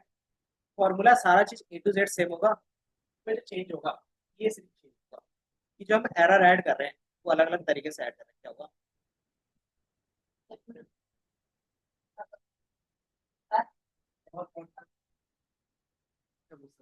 अच्छा ये बताओ, ये फॉर्मूला समझ में आया? अंडर फिटिंग ओवर फिटिंग समझ में आया? अगर ओवर फिट हो रहा है, ओवर फिट हो रहा है तो हम क्या कर रहे हैं इसमें? एरर डालेंगे। और एरर कहाँ पे डालेंगे तो हमें पता है एरर का फॉर्मूला, उसी में ऐड करेंगे। अब जो ऐड कर रहे हैं यही क्या है हमारा एरर। अब ये क्या एक्स्ट्रा जो ऐड करेंगे वो क्या हम अपने मन से ऐड करेंगे या फिर कुछ साइंटिफिक रूल्स को अप्लाई करेंगे? तो वही चीज यहाँ पे अप्लाई करेंगे। तो अलग अलग तीन हो गए हमारे पास। एक होता है रेस, प्लास्टिक और रेस। क्या लेस, लेसर रहेगा, रेस रहेगा और इलास्टिक रहेगा।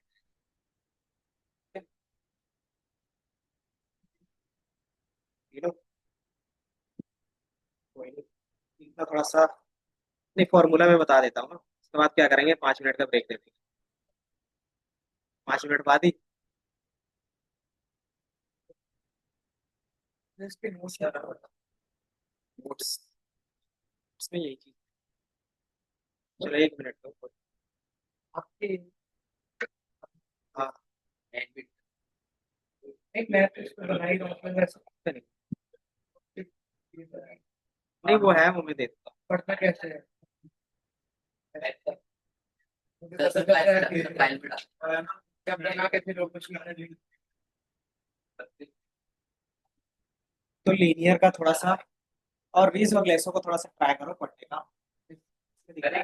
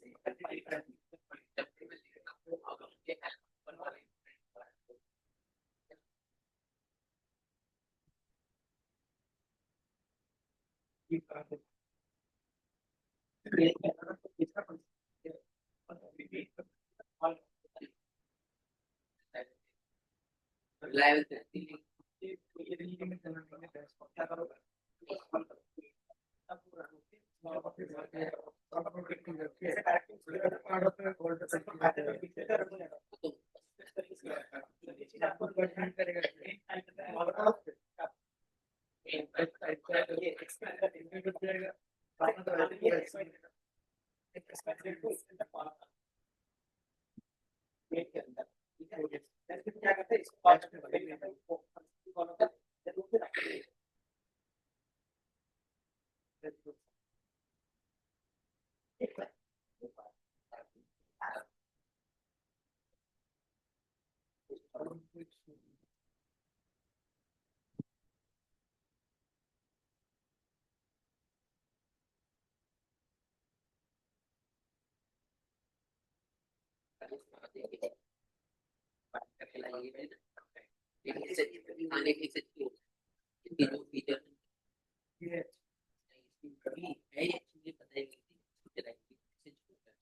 फीचर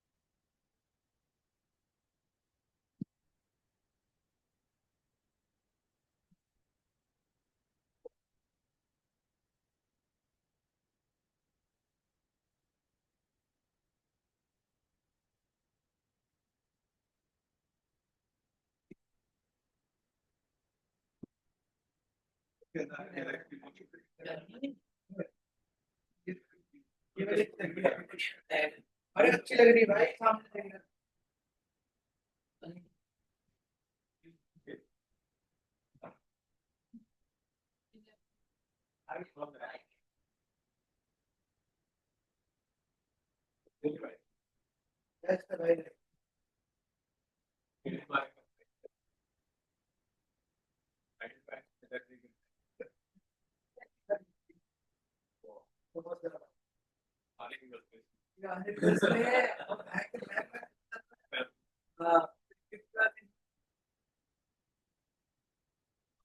अरे चला के तो लगता है ना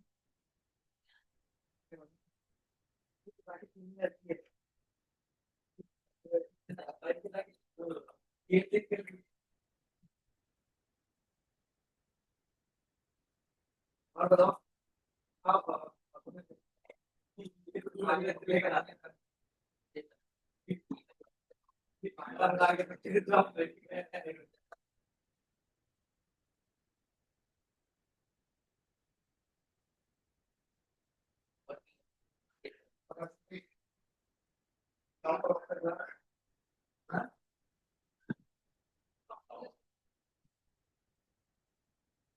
बस माटी ऐसे कोड कितने की तुम्हारा आप बताओ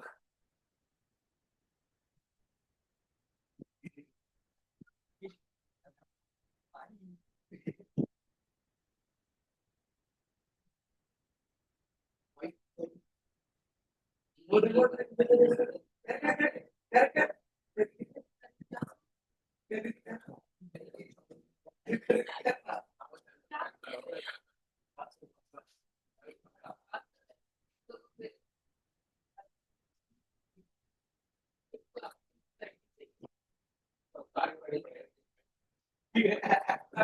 तो गिर कर जा रही ओ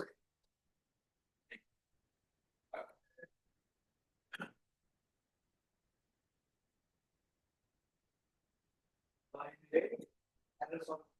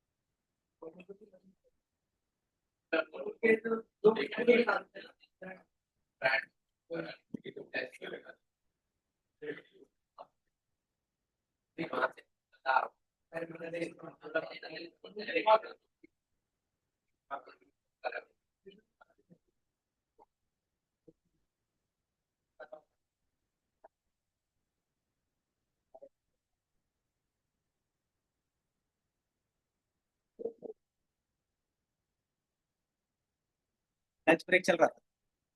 चलो ठीक है, कर लो। करो स्टार्ट करें।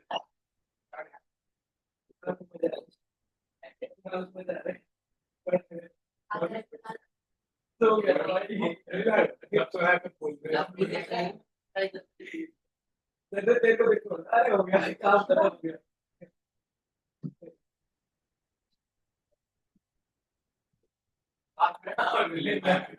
मैं भी नहीं।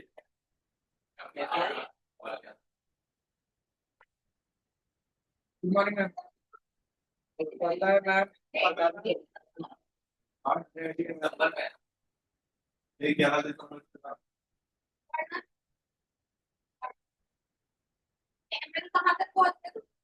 हाँ, बहुत है।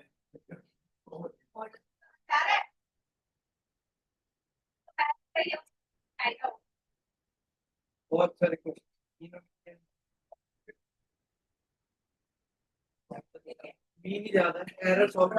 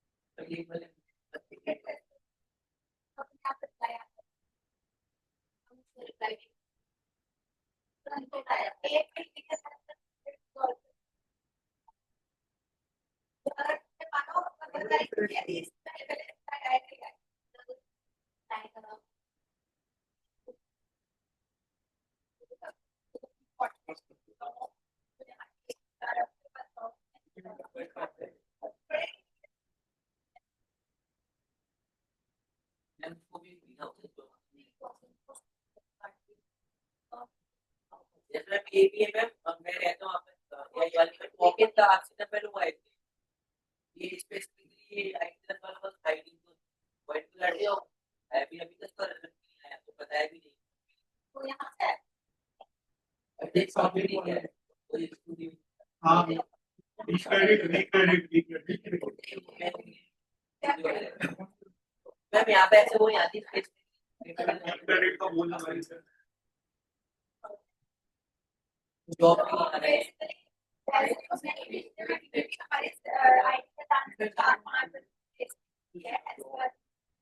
तो ये भी हो सकता है कि अप्लाई करके उसी का ना आता हो 5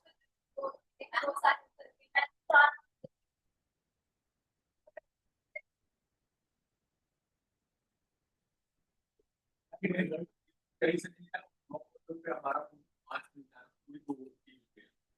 उसकी टेंशन मत। अभी फिलहाल टेंशन लो तुम लोग इसकी। पहले तो मैं पीएस को खराब होना चाहिए।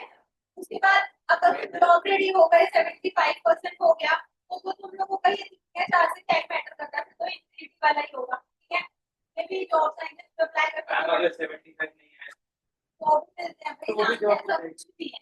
मेरे भी ऐसे स्टूडेंट हैं जिनके 75 है, उनकी यहाँ से जॉब लगी है। कैपेबिलिटी होनी चाहिए तुम्हारे अंदर, स्किल्स होने चाहिए। ये 3 4 5 को छोड़ दो। जॉब में तो नहीं आ रहा ना अभी। मार्केट में जॉब है नहीं है, बट फिर भी लास्ट मंथ 5 प्लेस हुए हैं हमारे स्कूल, वो भी आईटी वेदांत टेस्ट पे, सेल्फ टेस्ट में और आईटी वेदांत भी हुए, बट अभी मार्केट थोड़ी चल रही है, अभी ये होगी मार्च के आसपास।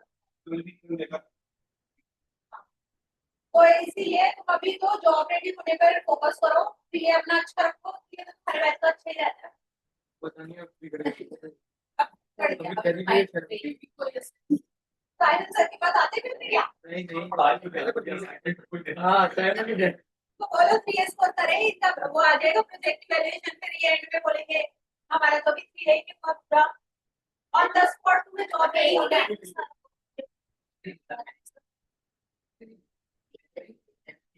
प्रोजेक्ट पर करने में लगे हुए हैं। अपना अपने 3 में ध्यान दो। प्रोजेक्ट के लिए 10 तारीख के बाद देखें। रिजल्ट होते हैं तुम्हारे, ऐसा ही रहेगा। एमएल का प्रोजेक्ट तो टीम लीड पे मिलेगा।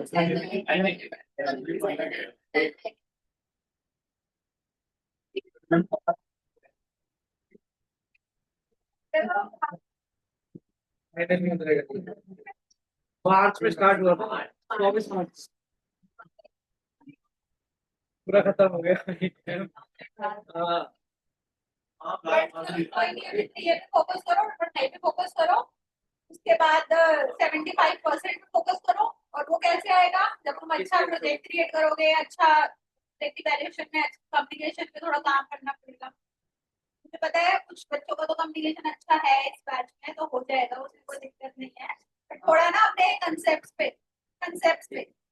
फोकस करो। पाइथन में तो जुड़ा हुआ था जैसे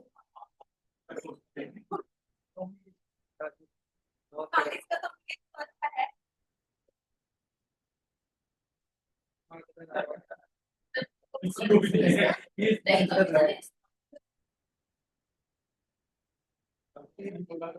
जो की तारीफ मत करवा, जो की तारीफ मत करवा।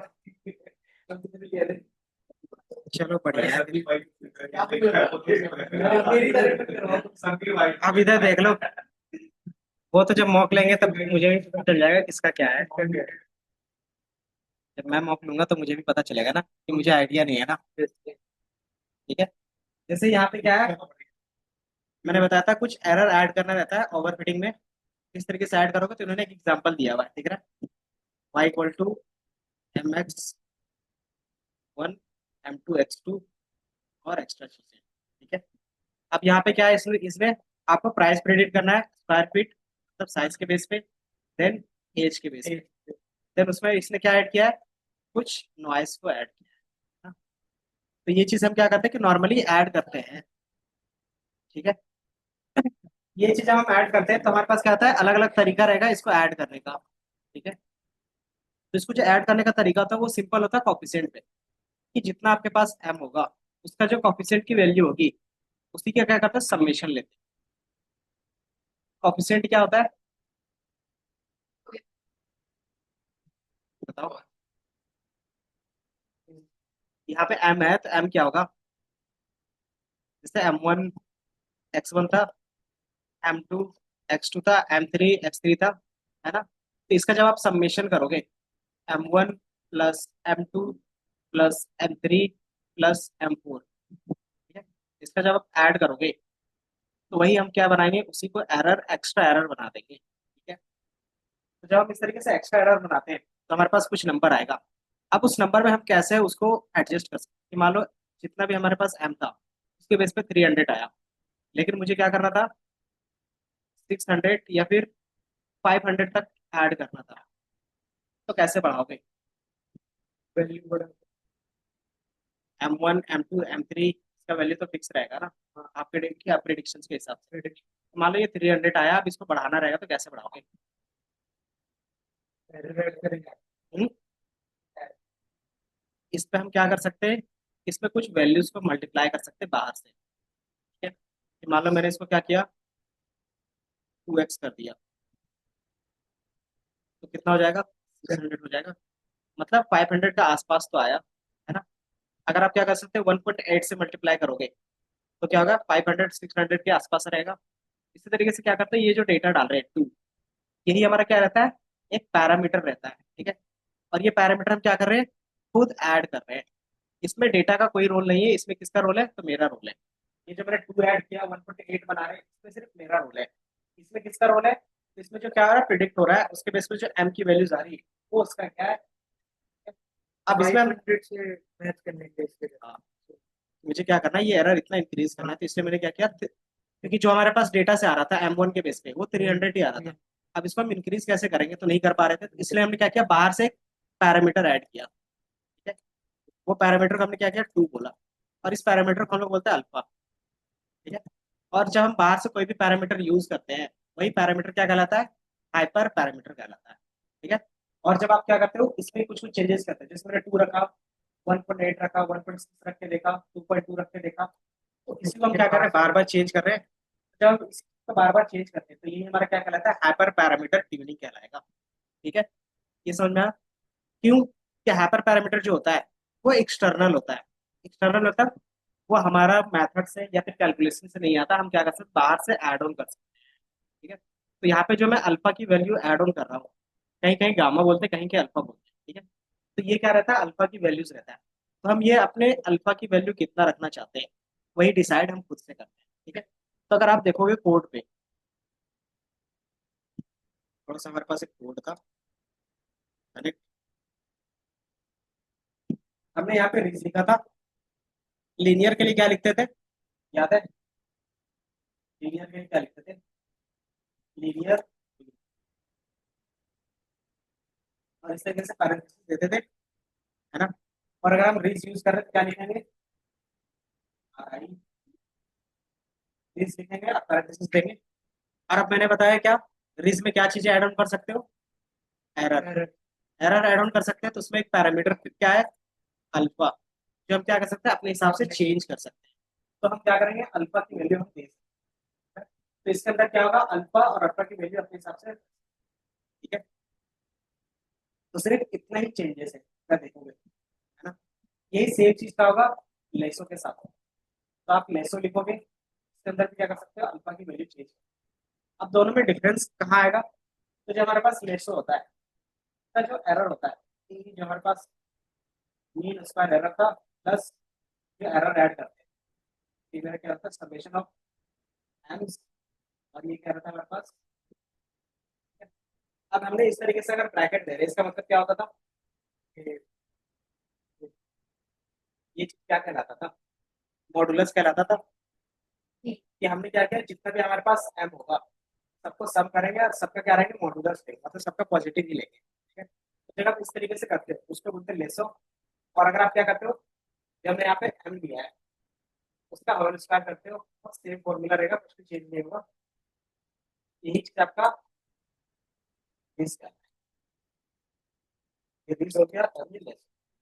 डिफरेंस कहाँ पे दिख रहा है, यहाँ पे क्या किया हमने, एब्सोल्यूट वैल्यू लिया है, और यहाँ पे उसी ने क्या किया, सिर्फ स्क्वायर किया है। अब इससे बेनिफिट क्या होता है,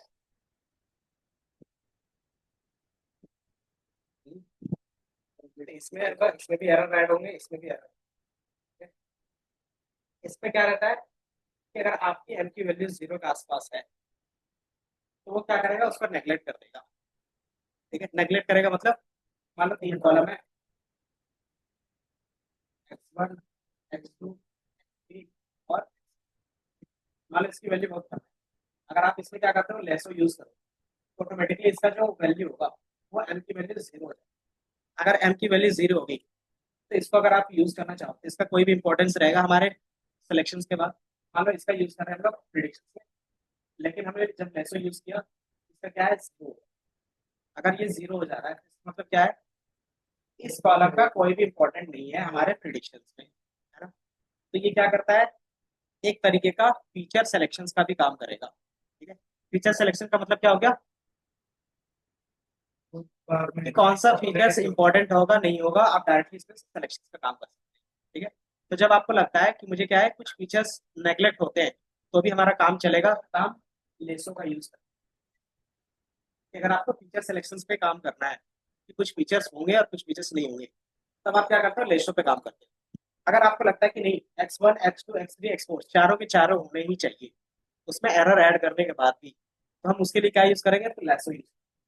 लेसो क्या करता है कि अगर इसका वैल्यू जीरो के आसपास होगा तो ये थोड़ा सा ही रिड्यूस करेगा, कभी भी कोई भी कॉलम का वैल्यूज को जीरो नहीं करेगा। ठीक है, तो क्या होता है रिस में यही काम होता है। रिस क्या करेगा, फीचर्स का इंपॉर्टेंस थोड़ा सा रिड्यूस कर देगा लेकिन उसको डिलीट नहीं करेगा।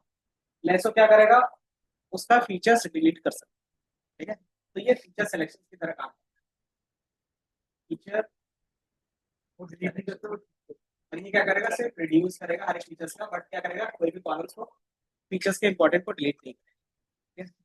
तो ये दोनों में डिफरेंस आपको समझ में आ रहा होगा। ठीक है, और ये यूज कब होता है, जब आपको लगता है कि आपके मॉडल में क्या है, ओवर फिटिंग हो गया है। ठीक है, ओवर फिटिंग कैसे चेक करते हैं, कि ट्रेनिंग का देखोगे accuracy और टेस्टिंग का एक्यूरेसी देखोगे, अगर दोनों अप्रोक्स आ रहे हैं मतलब सही है, अगर दोनों में डिफरेंस आ रहा है मतलब क्या है, वो ओवर फिट है। अब इसमें क्या रहेगा, मैंने बताया था इलास्टिक नेट का। इलास्टिक नेट होता है L1 और L2 का कॉम्बिनेशन। अगर आप दोनों एक साथ यूज करना चाहते हो तो भी कर सकते हो, और उसी चीज को हम लोग बोलते हैं इलास्टिक। जब आपको लगता है कि मुझे नहीं पता कि कोई फीचर्स होना चाहिए और कुछ फीचर्स हटाना चाहिए, आपको लगता है कि इसमें क्या है, हमारे पास 10 फीचर्स है, इसमें से एक दो फीचर्स हट जाएगा तो कोई दिक्कत नहीं है, तब आप क्या करते हो, लेशो का यूज। ठीक है, अगर आपको लगता है कि मैंने फीचर सिलेक्शन पे खुद मैनुअली काम किया है, सारे फीचर्स क्या है इंपॉर्टेंट है, तो किसी को भी रिड्यूस नहीं करना चाहते, तो आप क्या करेंगे, रिड्यूस का यूज करेंगे। ठीक है, अगर आपको लगता है कि दोनों का कॉम्बिनेशन यूज करना है तो क्या करोगे, इलास्टिक। तो दोनों का जो एडवांटेज रहेगा वो दोनों यहाँ पे कंबाइन होंगे। ठीक है, तो ये तीन होते हैं जो इसी के क्या रहते हैं, अलग अलग वेरिएंट रहेंगे।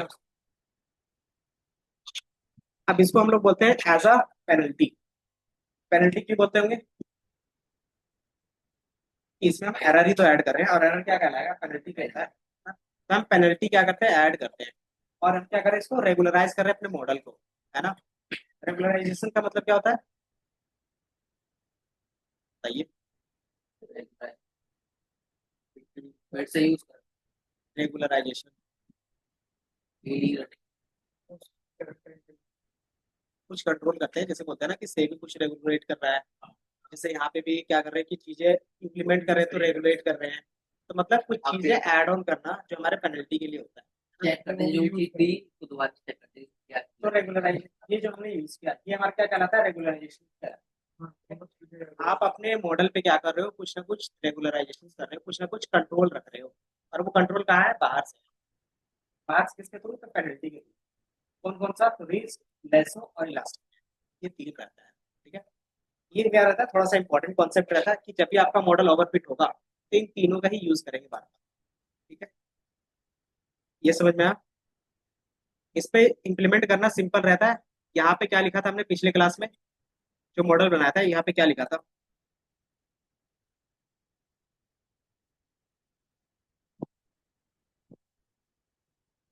सिर्फ ये लिखा था, अगर देखोगे तो डिफरेंस।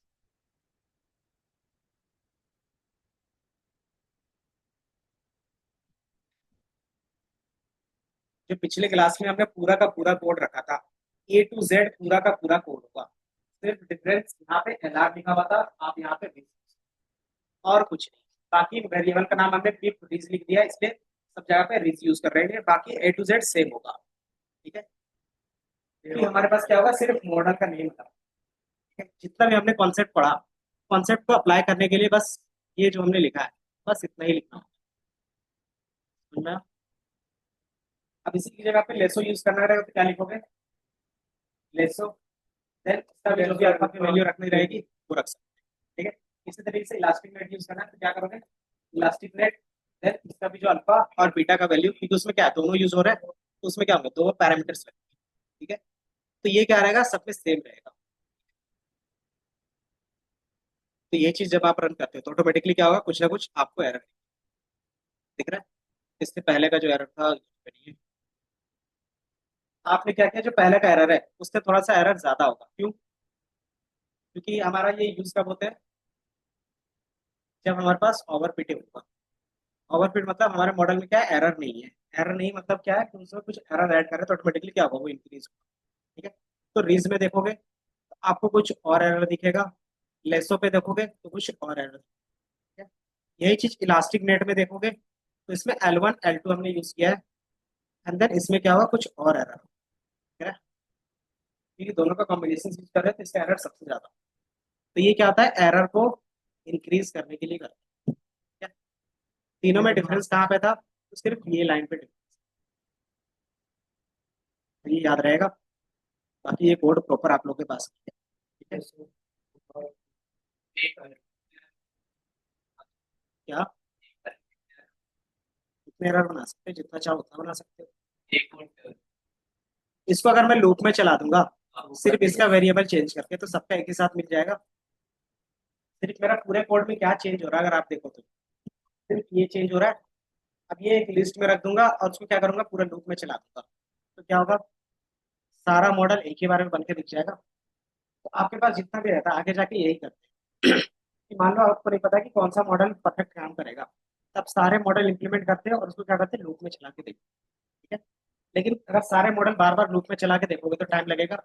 इसलिए क्या होता है कि अगर आपको बिहाइंड द सीन्स पता है कि मान लो मेरा जो डेटा है वो लीनियरली सेपरेट नहीं हो सकता, तो कभी भी हम लीनियर का कॉन्सेप्ट यूज करेंगे। तो मान लो मेरे पास ये 6-7 मॉडल थे, वो हट गया, तो उससे क्या होगा, टाइम कम लगेगा। तो इससे ये कब बेनिफिट होता है, ठीक है।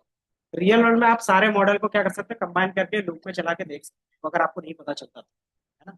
लेकिन अगर आपको पता है, उसी टाइम को रिड्यूस कर, और इंडस्ट्री में यही चलता है कि टाइम कैसे बचाया जाए क्योंकि सारा काम किससे होता है, एआई से कर सकते हैं। लेकिन एआई क्या करेगा, टाइम ही बचाता है। वही चीज हम खुद से अगर कर ले तो और भी टाइम बच जाएगा। कि मान लो एआई में कुछ भी पास करते हो तो आप ही सोच के पास करते होगे, तो आप जितना अच्छे तरीके से सोच के उसको बताओगे उतने अच्छे तरीके से कोड आता है ना। अगर आपने क्या अच्छे तरीके से नहीं बोला कि मुझे इसका आंसर दो, तो रैंडम 4-5 आंसर करेगा, उसमें से बोलेगा नहीं मुझे इस तरीके से आंसर चाहिए, फिर दोबारा आंसर करेगा। फिर आप क्या बोलते हो कि नहीं मुझे इस तरीके से और इस तरीके से चाहिए, तो फिर क्या करता है, आपका एक परफेक्ट आंसर देता है। अगर उसी चीज को मैंने एक ही बार शुरू में ही बोल देते तो क्या रहता, एक ही बार में आता, तो क्या होता, वो भी और टाइम बच जाता, ठीक है। बाकी अगर ये लिखना रहेगा तो एक लिख लोगे, बाकी चेंज क्या होगा, सिर्फ ये चेंज करोगे और ये चेंज, ठीक है। कोई नहीं, तो आप ये घर पे भी लिख लेना, बाकी मैं बता देता हूँ, क्योंकि इन चीजों का, ये तीन थे ना, इसका ही ज्यादातर यूज करते हैं। बाकी इसके बाद का जो भी मॉडल है वो ओल्ड मॉडल है। ओल्ड मतलब पुराना है, लेकिन वो कैसे काम करता है वो आप देख सकते हो। जैसे इसका पॉलिनोमियल का भी यूज कर सकते हो। पॉलिनोमियल में क्या बताया था मैंने, एक बार मैं डेटा, कि मान लो मेरे पास, मैंने क्या किया, रैंडम डेटा जनरेट करवाया है। अब आपको लग रहा है कि इसमें हमारा लीनियरली सेपरेट हो पाएगा, कि मान लो मैं एक लीनियर मॉडल बनाऊंगा, क्या है वो सेपरेट कर पाएगा, या फिर वो लीनियर क्या करेगा, इस पूरे लाइन को ट्रैक कर सकता है। तो इसमें जो भी लाइन बनेगा वो कुछ कर्व लाइन बनना चाहिए, है ना। क्योंकि अगर स्ट्रेट लाइन बनेगा तो इस तरीके से बनेगा। तो ये क्या करेगा, मान लो मिडिल का पॉइंट वो ने कैप्चर कर लिया, लेकिन स्टार्टिंग का और एंडिंग का वो कैप्चर नहीं। तो अगर आपका डेटा कुछ इस तरीके से दिख रहा है, एक्स और वाई का, तो हम क्या करेंगे, ये डेटा मैंने रेंडमली जनरेट करवाया है, किसके थ्रू, दिख रहा है, तो numpy के थ्रू हमने रेंडम डेटा जनरेट करवाया है, ठीक है। अब ये डेटा जैसे जनरेट हुआ है, तो हम क्या करते थे, स्प्लिट करते थे ट्रेन टेस्ट में। देन फिर हमने क्या किया, मॉडल बनाया, और इसमें मैंने अभी सिंपल लीनियर बनाया है। लीनियर में क्या बनेगा, एक लाइन बनेगा। और इसका अगर आप विजुअलाइजेशन करके देखोगे, एक्सटेंड, जो ऊपर वाले को रन नहीं किया, extend white range, extend white range, then आप इसको रन करोगे, तो मैंने इसमें 2 प्लॉटिंग यूज किया है, ये दिख रहा है, ये हमारा डेटा था, और मैंने एक मॉडल बनाया जिसको प्रेडिक्ट करके उसका जब लाइन बनाया तो वो कुछ इस तरीके से बन रहा है। तो वो क्या कर रहा है, कभी भी हमारे डेटा को नहीं कैप्चर कर पाएगा। तो फिर हमने क्या किया, इस लाइन को थोड़ा सा बैंड करेंगे। बैंड कैसे करोगे, पावर इंक्रीज करके। तो पावर इंक्रीज करने के लिए हम क्या करते हैं, पॉलिनोमियल का यूज करते हैं, ठीक है। तो हमारे पास क्या आता है, ये मेथड होता है, मेथड का नाम ये दिख रहा है, from sklearn dot pre processing import polynomial features. ये सिर्फ इंपोर्ट करते हो और इसमें क्या करते हैं, पावर बता देते हैं। इसको हम इंपोर्ट करेंगे, ठीक है। और इसमें मैंने क्या किया, पॉलिनोमियल फीचर्स, और कितना पावर रखा है, 2 रखा है। और बाइसनेस 2, बाइसनेस मतलब कि एक सी होता है जिसको इंटरसेप्ट बोलते हो, कि एक्स्ट्रा चीजें ऐड करनी तो क्या करेगा, वो अपने अकॉर्डिंग ऐड भी करेगा। बाकी polynomial dot fit and transform याद है, फिट एंड ट्रांसफॉर्म क्या करता था, कि वो चेंजेस कर देगा हमारे डेटा पे। तो मतलब जो एक्स था, जो एक्स वन था, मान लो हमारे पास एक्स वन में क्या बी एच के वाला है, तो इसमें टू बी एच के, तो जो ट्रांसफॉर्म करेगा क्या बनेगा, उसका वैल्यू एक्स वन का ही कितना बनेगा। पावर क्या लगाया है, इसी का पावर लग जाएगा तो टू का पावर कितना होगा, फोर हो जाएगा। तो हमारा जो नया डेटा बनेगा फोर का बन जाएगा। अगर ये थ्री है, यहाँ पे नाइन दिखेगा, यहाँ पे टेन है, यहाँ पे हंड्रेड दिखेगा। तो जो नया फीचर्स बनेगा पॉलिनोमियल के बेस पे, तो कुछ इस तरीके से ये एक्स वन का ही डेटा, लेकिन क्या है, एक्स टू द पावर के बेस पे दिखेगा। ठीक है? क्यों कि इसको थोड़ा सा बैंड कर, उसी के बेस पे मैंने क्या किया, सेम लीनियर मॉडल लिया है और उसको मैंने क्या किया, डाल दिया और प्रिडिक्ट कर दिया। ठीक है? तो इसमें मैंने सिर्फ क्या किया, सिर्फ डेटा को चेंज किया। ठीक है, डेटा जैसे ही चेंज होगा, कॉस्ट में रन कर, सारा कोड सेम होता है, कुछ भी चेंजेस।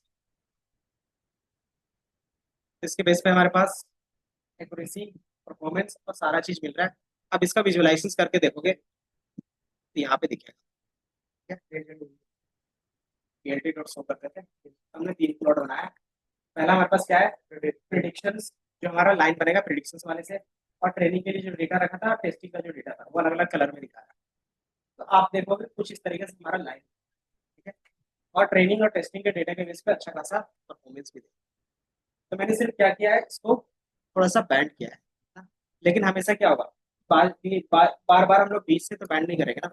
हो सकता है स्टार्टिंग में ही क्या हो, अलग पैटर्न बने, कि हमारा हो सकता है कुछ इस तरीके से पैटर्न बन जाए, हो सकता है कुछ एक सर्कल पैटर्न बन जाए, है ना, तो ये भी हो सकता है। या तो हो सकता है हमारे पास क्या हो, कुछ इस तरीके से पूरा कर्व बन जाए और थोड़ा सा रहे। तो पैटर्न किसी भी तरीके का हो सकता है। तो वो क्या करेगा कि हमेशा पॉलिनोमियल भी नहीं बना सकता। पॉलिनोमियल क्या करेगा, सिर्फ इस तरीके से बैंड करता है और इससे ज्यादा कुछ नहीं कर सकता। तो अगर मान लो मेरे पास क्या है, इस तरीके से डेटा सेपरेट कर रहे हैं, इस तरीके से क्रॉस इधर होगा, इस सर्कल वाला इधर होगा, जो हमारा लाइन बन रहा है, तो क्या इससे सेपरेट हो पाएगा। तो आगे जाके हम क्या करेंगे, नॉन लीनियर मॉडल भी देखेंगे। ठीक है, ये समझ में आया। पॉलिनोमियल में हमने क्या किया, सिर्फ पावर इंक्रीज करके मल्टीप्लीकेशन किया। अब एसजीडी के बेस पे क्या होगा, सेम, इस पे आप क्या इंक्रीज करोगे, क्रेडिटली। तो एसजीडी में क्या रहेगा, इटरेशन, एक ही मॉडल कितने बार बनाना है। कि आपका ये क्या करेगा, अलग अलग मॉडल बनाएगा, और ये कितने टाइम्स मॉडल बनाएगा, तो थाउजेंड्स मॉडल बनाएगा। ठीक है, और ये जितना भी मॉडल बनेगा उसमें से जो बेस्ट मॉडल होगा वो आपको लाके दे देगा। अभी तक हम जितने बनाया, ये एक ही मॉडल बनाया था, इसी के बेस पे विजुअलाइजेशन किया। अब ये क्या करेगा, ग्रेडियंट पे आप लूप में चलाते हो और कुछ नहीं। जब आप लूप में चलाते हो तो ये क्या करेगा, हमारे पास लीनियर मॉडल ही है। लीनियर ही हमने यूज किया है किसके साथ, एसडीडी के साथ, मतलब ग्रेडियंट के साथ। ग्रेडियंट मतलब क्या हो गया, कि आप एक एक करके वैल्यू चेक करें और जहां पे सबसे कम आएगा वही वैल्यू रखोगे। फिर इसमें देखना, हाँ हाँ, सारा काम सेकंड लेवल में होगा, सिर्फ ओएलएस को छोड़ के। हाँ, और उसको रन करेगा तो वैसे एम और सी की वैल्यू बार बार वो चेंज करेगा।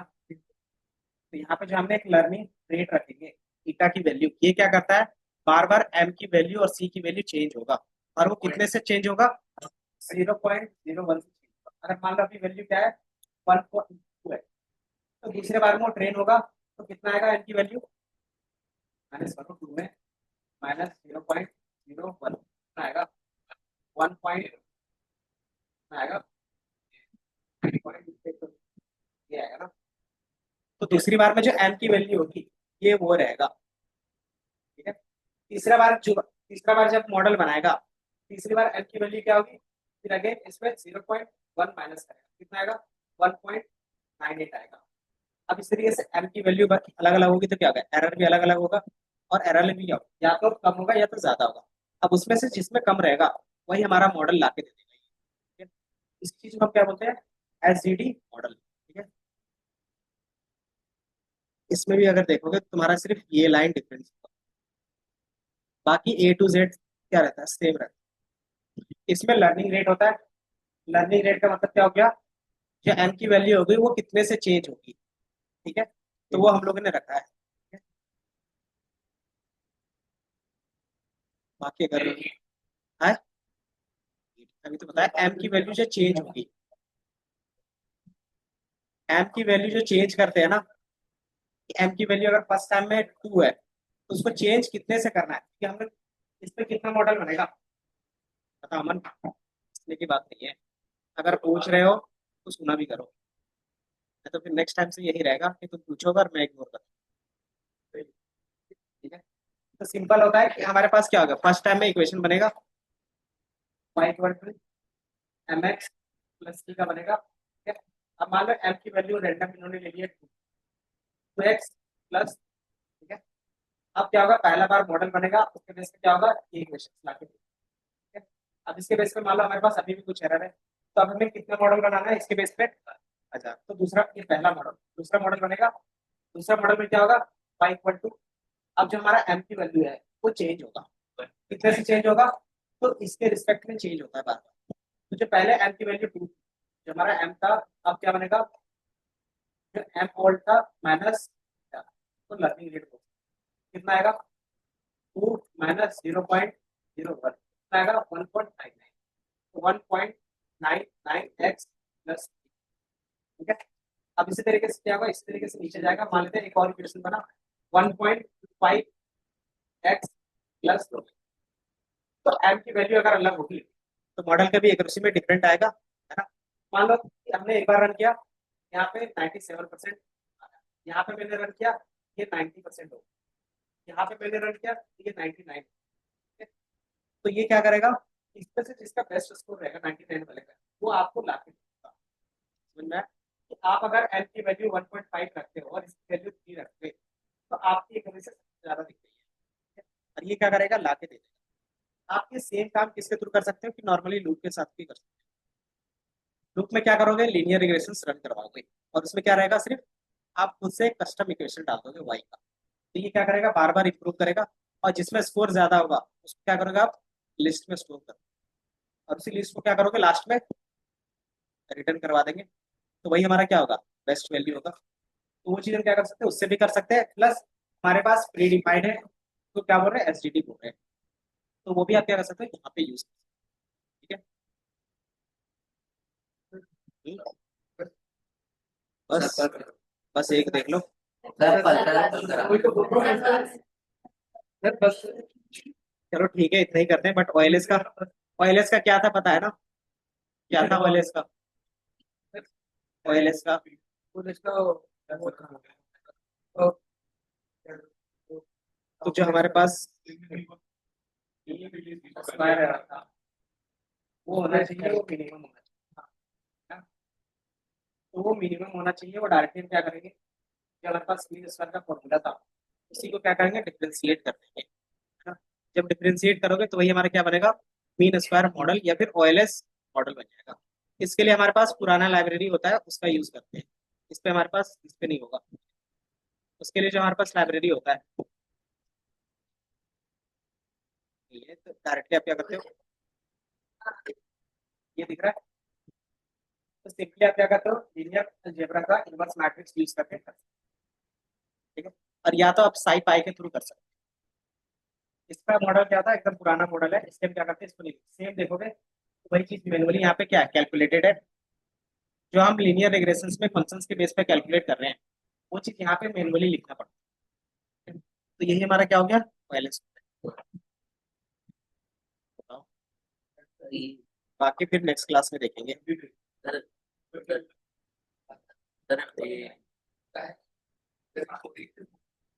ये फाइल एक बार अच्छे से